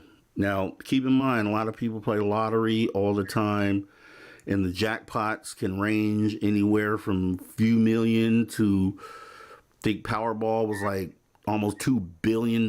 Somebody won close to me somewhere in this county. They haven't claimed it yet, which is weird, but just think on the lower end of the lottery. So $2, $3, $4, $10 million jackpot or something like that. So if you look at, and we're going to be very generous here. I know I got a calculator on this daggone iPad, right? Want to come with the facts. I don't have one. Wow. Okay. I'm gonna bring it up on here. So when I say this, I want it to be every word of it to be true. Let's see. All right, I got one online here. Okay. So 45 years of work, and if you're plugged into the machine, you're lucky to be employed the entire time for 45 years. So this is assuming that somehow, some way, you stay employed the entire time. All right, and say generously, and we know that salaries are most people's salaries are a lot less. We'll be generous in today's day and say you're making $50,000 a year. That's generous. Right? So when you look at that, $50,000 times 45 years of work straight, if you're lucky enough to do that, you would make a whopping, and we ain't talking about taxes now. Taxes, we're going to leave taxes out of this just to kind of make it attainable. So 45 years of work at $50,000 a year base salary, you would be making $2.25 million in your lifetime. $2.25 million for your whole life. So you have to ask yourself, if somebody walked up to you at 20 years old and said, here's a check, Actually, we're gonna make it 2.5. We're gonna give you a little bonus. Take this, but you have to work for me every day for the rest of your life. Would you take that? No. Right? So when you put it like that, doesn't it sound ridiculous? Yeah. That you would give every day of your life, essentially, you get holidays and things, I mean, time off, but that we've been generous with how much you would get because taxes come out of that. So it's actually less than that, way less. And not many people are making $50,000 a year. People are making less than that. So that number is actually lower than that. So people are literally selling their lives, turning their lives over for a measly $1 to $2 million. Don't you feel like you're worth more than that? Wouldn't you, if it was a chance to negotiate that, wouldn't you probably be saying, no, I'm not going to take that. You got to come with something higher than that. Come with like, man, we got to get in the double digits. Let's talk like 20 mil, man. 20 mil. Okay, I could probably do a few things. So when you look at that, if you felt your life was worth 20 mil, which you should, because your life should be worth that much, and probably more, actually, truthfully, your life is priceless. So let's do that math, all right? So $20 million divided by those same 45 years, that means you would be making a salary per year of $444,000. Who's doing that? No one. So there is no scenario there's no scenario in this system, the way it's designed, that you are ever going to be worth what, I don't care what job you have. You saw that. What you can go be a doctor right now. You're not making $444,000 a year. You're not doing it. Some of the highest positions, like, you really have to be on some ultra level to even make anywhere close to that. So point being, it's mathematically not worth your time. It's mathematically not worth your time. So not telling you to go out and quit your job, because obviously it's a society that we can't change overnight. So, we just said you have to stay, even if you try to take a leap, you still technically have to be tied to this system in some sort of way. So, no one, not recommending anyone. I'm not giving financial advice. Let me do that disclaimer in any shape or form, but I am doing math for you. And just basic math shows you that you're not being paid even 5% of your worth. Like, it just isn't. It's not. So that's heavy, dude. It is heavy.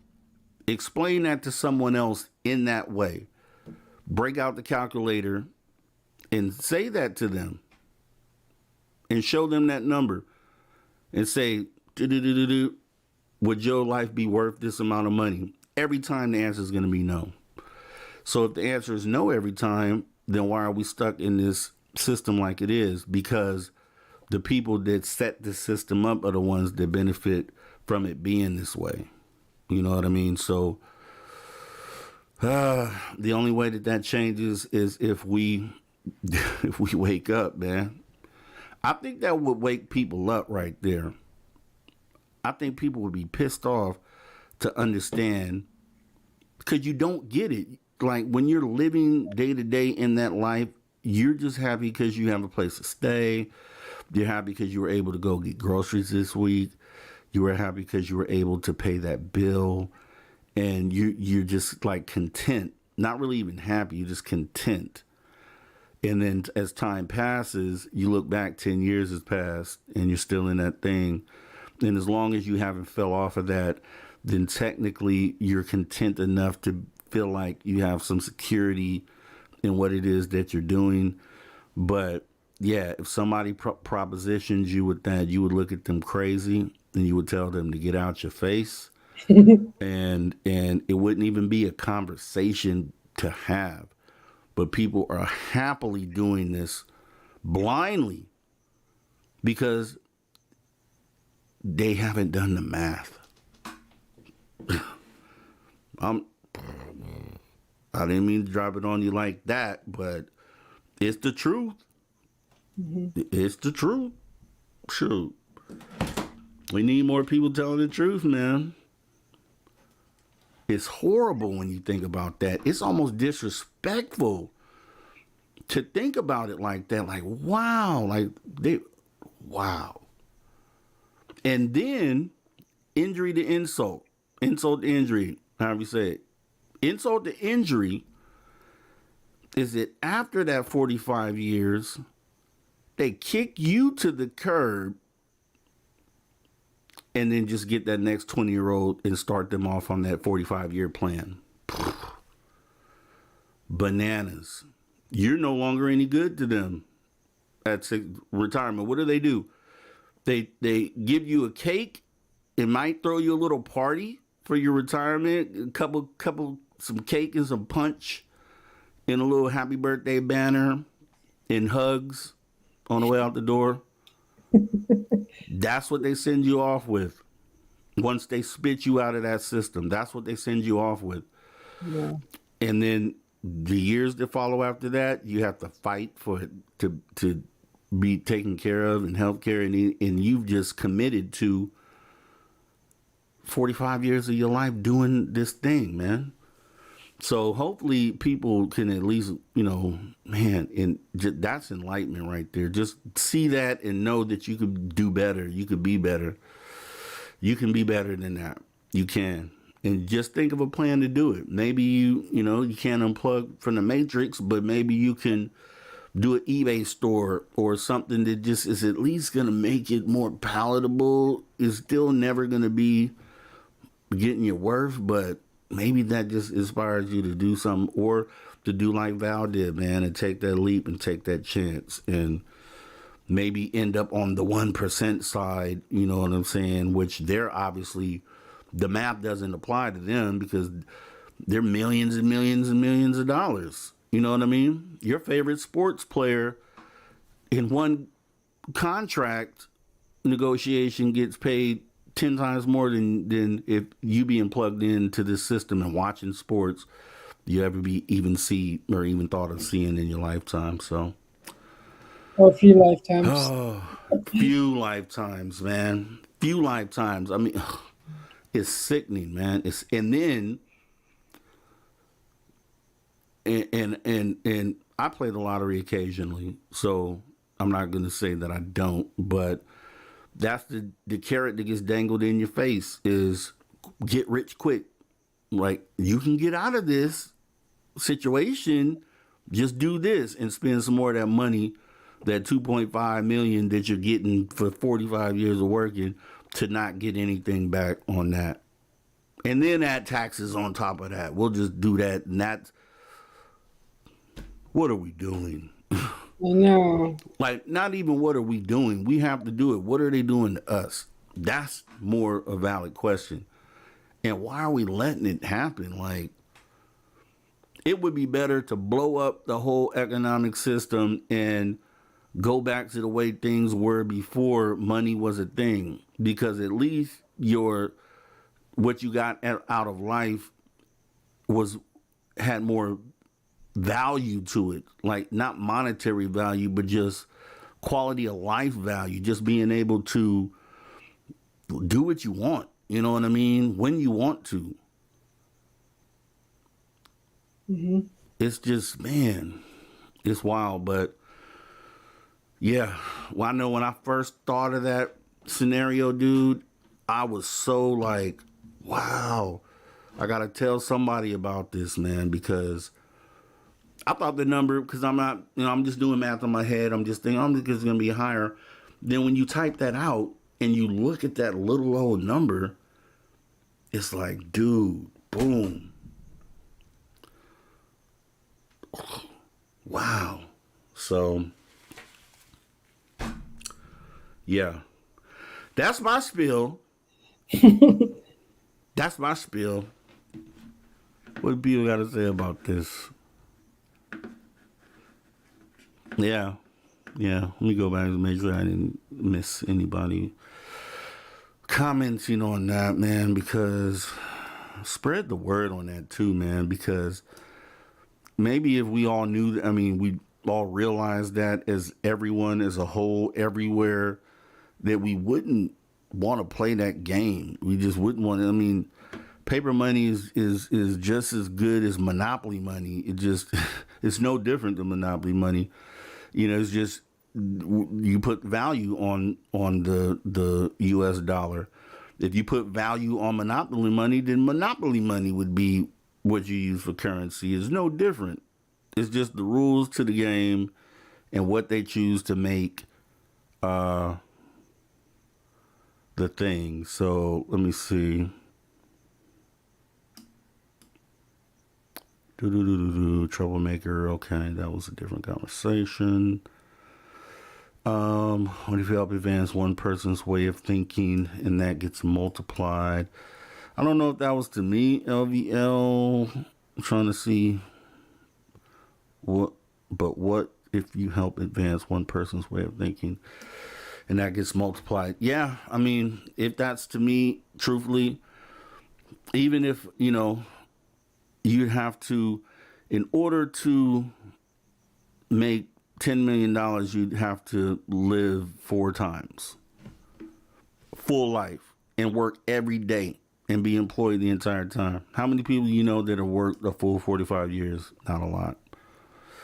So that number gets smaller and smaller. Every time you're not working, it's smaller and smaller, dude. Let's see. No one ever cried about owning a fancy car. When I was nursing, there was always family, friends, places never visit. And that's one of the things that makes the system not seem so bad and makes it bearable, is that you have other people around you that are in the exact same situation. So you feel the comfort in that fact, being around other people that are in the exact same boat. And something that I was told when I was young, it was that you don't hang around, and we, I'm going to say broke, because we know, I consider myself in that boat, because, I'm not making 6 figures or anything like that. Everyone is so close to, being on that last check, that if you hang around 4 broke people, then you're bound to be the 5th. And it's just, so if that's where you're at, and we can't help but be that, because that's, everybody's in that bracket. Everybody's in that range, whether you have the smallest job or whether you have what you consider a decent job that's paying decent. Either way, everyone in those categories are still in that same relatable pot.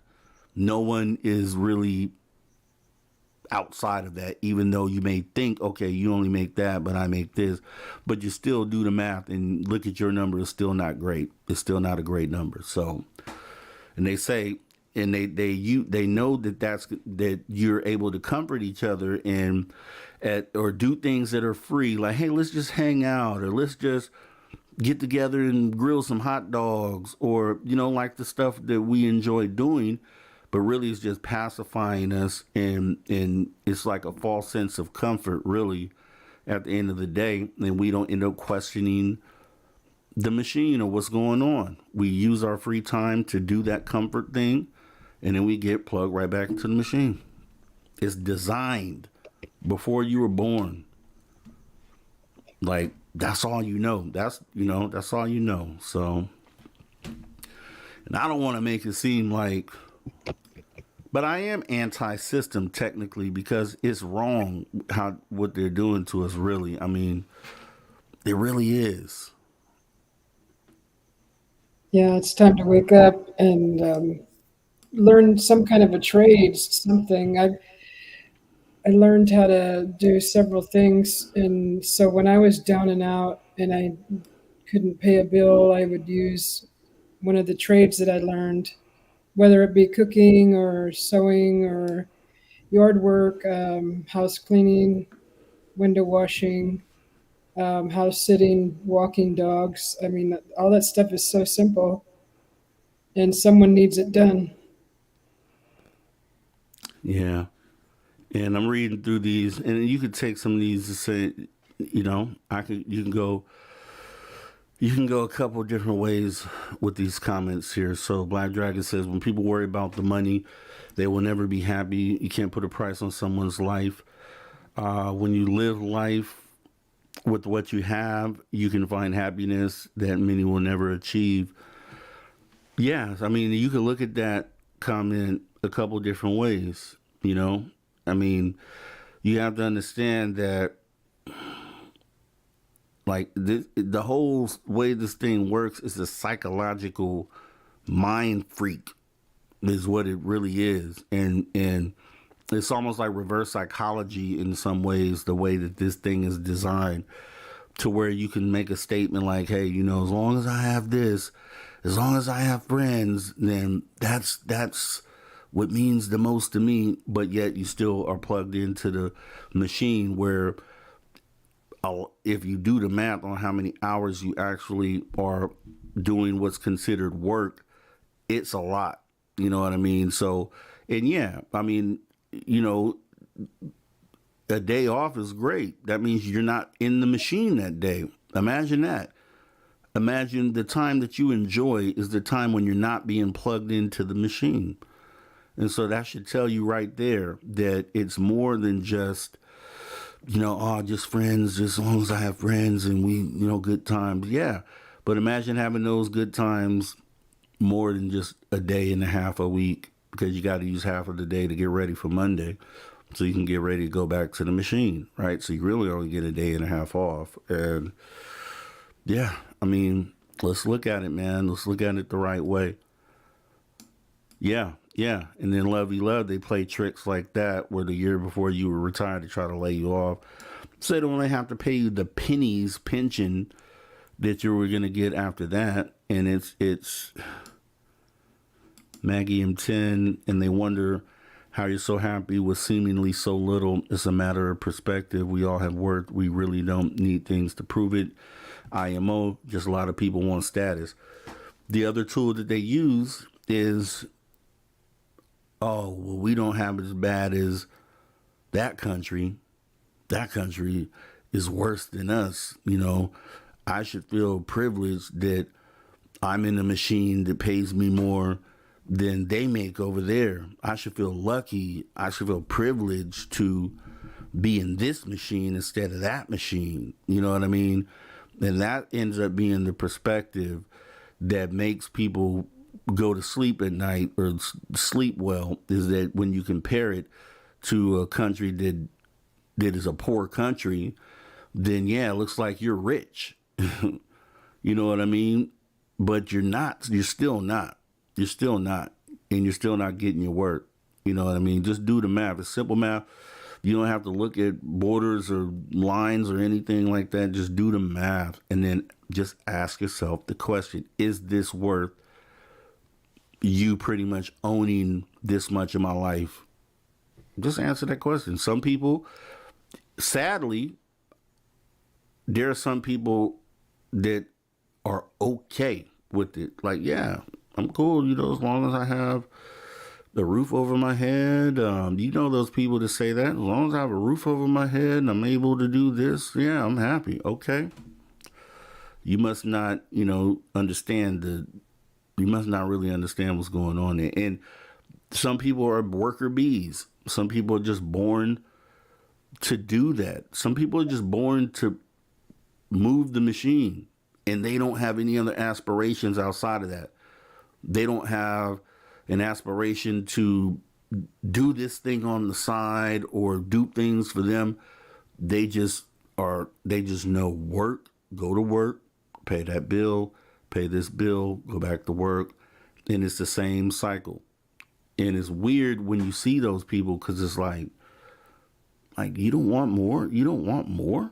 Like, you don't have things outside, like hobbies, or you don't have extra things that you're interested in doing, traveling, or like you don't have any of those things. You're just okay doing just this. And there are more people than you would imagine that are just fine with that. And that's that high mentality, man. I'm gonna do a show about that actually, because that was one of the things on this channel that I wanted to do, because yeah, there just are really a subset of people who don't care about this conversation right here, who will make arguments against what we're talking about. It would just say, hey, as long as I got that, man, I'm good. Yeah, I'm okay. Nah, man. At the end of the day, you gotta want more, man. You gotta value yourself, and you just gotta want more, dude. Seriously. Mm-hmm. I got an excellent idea, Derek Galloway. Wait before I read this. You never know with Derek. Got an excellent idea, Susie B. You can make Rob G some of his hat caps. What is he talking about? Do you know? No. Like Yeah. Okay. Dana or the... So Derek, another, yeah. Okay. Didn't make sense, Derek. I meant they cried about, oh, okay, Maggie M10. I meant they cried about not spending time with family and friends, what they were passing on, not the things they couldn't buy. Okay. Understood, Maggie M10. You know we get deep over here, Maggie. You know for sure. Tough conversations, man. Tough conversations. Don't try to make me want a hot dog all the way, like onion. I can't be eating like this. Okay, that sidebar. Okay, I'm sorry.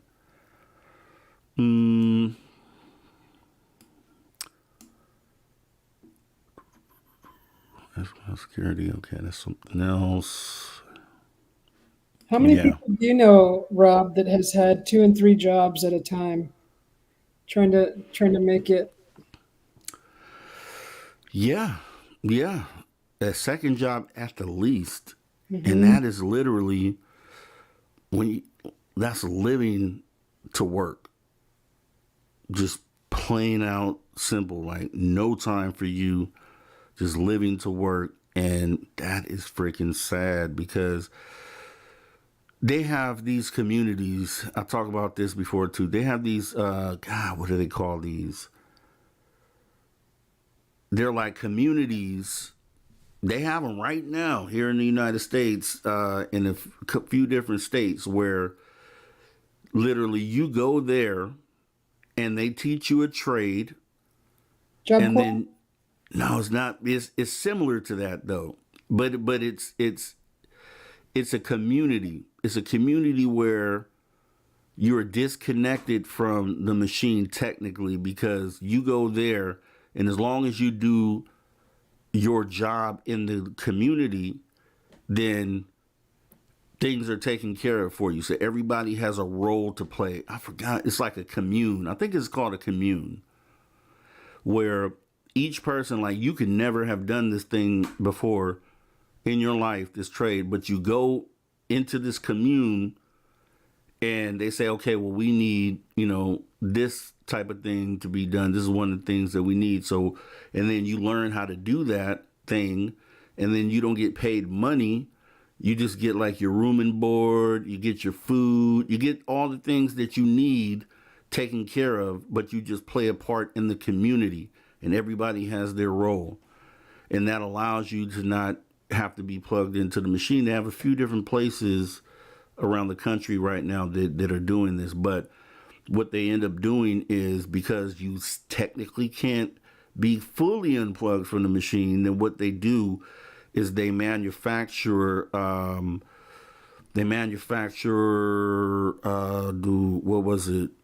either some sort of material like a towel or something that they manufacture there in their community, and then they sell them to the big box brand stores. So that's how they get physical money into the community to buy the things that you have to buy with money. But the money, you're not paying anyone money. They're just doing a job for, food and for housing and things like that. And we have to go back to a model like that, because that's kind of what makes the world work. That's what makes everybody equal on this planet. And that's where you get away. And that's what we did that show on intergalactic capitalism. I think I talked about it on that. But you got to get away from that model, because you have countries that are super poor. Imagine if you wiped all this stuff off the table and everybody got that community attitude, and now all of a sudden this poor country, because they're playing this role or doing this task, they get to get the same thing that we get, as far as housing and food and things like that. Like, we have to go back to that. We just have to, you know what I mean? Because I think once people wake up and realize that this thing, like, you're really just using your life to further the 1% who wouldn't even spit on you if you was on fire, and you're committing, and yeah, not a good look at all. So some people just want an easy life without giving anything to attain it. They believe they should be handed it. Yeah, no, I agree. You should definitely work, but it shouldn't be work for a monetary value. It should just be playing your part in your community, doing something that needs to be done. And then, you may be able to do this. I can't do that. Couldn't you be taught how to, like, we could continue the same things we're doing. We mine resources and things like that. We put monetary values on that. All that is people going to work to mine those things, but we're turning that into money. What if those same people did that same job, but now they get taken care of because they're providing that part of the puzzle that we need?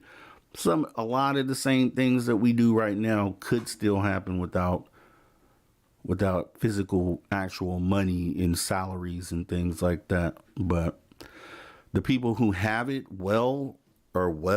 they won't agree to it. They won't agree to give up anything for the people that don't have it. So that's the problem. Yeah, the banks say Bitcoin is bad. They're buying them up. I wonder why. Getting rid of money, getting rid of physical money. I wonder why. Wonder why that's a problem. So we got rid of the entire government. What would the people need to survive? Live off the grid. You'd have to hunt and farm. You still have to work to survive. Yeah, you would. And technically, you could still continue living on the grid. That's the whole thing. You don't have to go off the grid. But if you took all that stuff away, all these same things, they're in service now. Electricity doesn't accept physical money. It accepts labor and the things that you have to do to set it up to make it go. So as long as people still continue to do those, exactly, a commune. I said that, I believe, Paramore. Thank you for checking on that. That's exactly what it is, that mindset. We can still do the same things that we're doing now. But it's about the people in that 1% and close to that. They would have to agree to it, because it would be beneficial to everyone else. But unfortunately, they don't. You see, they move away in cul-de-sac neighborhoods, way far away from the people that have to be concerned about this stuff. So just imagine if they were asked, yeah, they wouldn't do it. So, yeah, here we go. Lord Buckethead. It comes to what people want on their gravestones. They were the world's best worker, ? Beloved filer of insurance claims. You're speaking my language. Exactly. It's ridiculous. It is so ridiculous, because and we talk about spiritually ascending and doing all this stuff, they ain't gonna be doing this stuff if we ascend. That's why they won't give us disclosure, because that shuts that down, that machine. That's the one thing.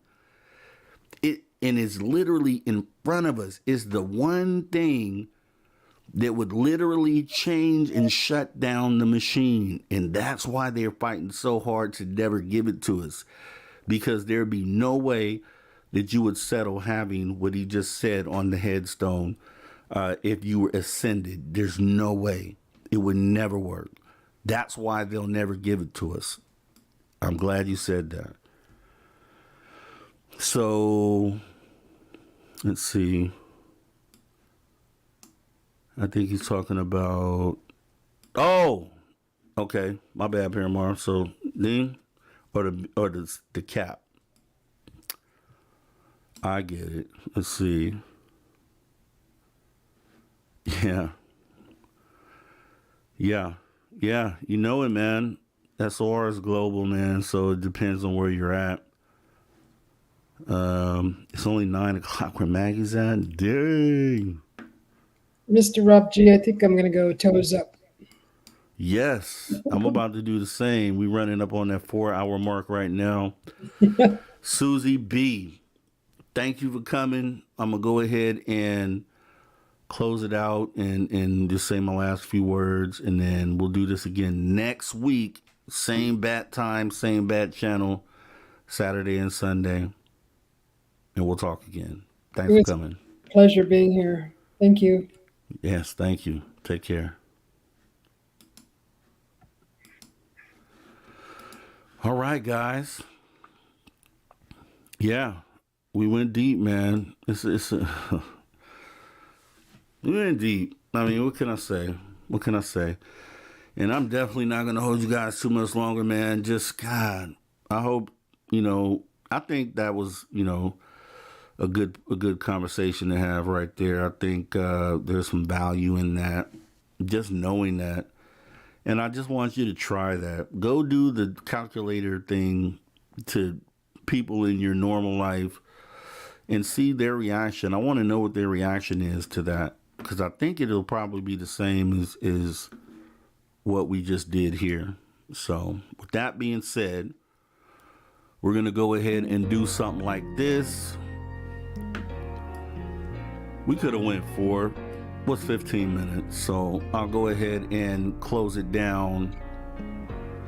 Just wanted to make sure out of this episode that we went ahead and gave the value. I didn't feel the value was all the way there, so I'm glad we got to that place and we're able to give the message, because I want in every show there to be something in the show, a message. Right? Because we do this for the positive progression of humanity. It's just period. There's no other reason to do this but that. That's why I don't have a PayPal set up for this show. I don't have a super chat. I don't have any of that stuff. Obviously, it would help pay bills here. It would help progress this show. It would definitely, help production wise on as far as subscriptions and things you have to pay for. But we're not at that point, man. I just appreciate the sentiment. I appreciate you feeling like there's enough value there to even consider that. So that is a lot for me. So yeah, it's been great. I want to thank everybody for coming in. Eugene, Lord Buckethead, Dogman UK at the buzzer, thank you for coming in. Thank you for everybody, even if you were lurking back there. Thanks for coming and listening. And I hope you found the value in the conversation that we had. And please, hit the subscribe, hit the notification bell, and maybe join us and hop on stage like Susie B did tonight. Put it all on the line. I appreciate her. I appreciate everybody that came up. Area 51, I know you're probably knocked out right now. It's all love. Maggie M10, Black Dragon, Dead Fish Cheese Spread. I'm not going to get everybody, believe me, but Derek Galloway. Let's go back. Lovey Love. Maggie M10 again, if I didn't say it. Skip to Malou. Thanks for coming. Hope you guys got value. Dead Fish Cheese Spread. Thank you for coming. I said Black Dragon. Let's keep going. Derek Galloway. Maybe you added some value to this show. I'm not sure yet. I have to go back and watch it again. Thanks for coming though, man. Everybody counts. Tim Altman. Yes, Tim Altman. Thank you. Okay. I think we'll leave it there. If I didn't say your name, it's not because I didn't appreciate your participation. I really appreciate everybody who showed up. Anybody who took the time to watch us talk about this stuff. It matters. We'll do this again next weekend. I'm your host, Mr. Rob G at The Social Dig. Want to thank you guys for coming through. Have a great week. Have a great week. See you soon. Take care.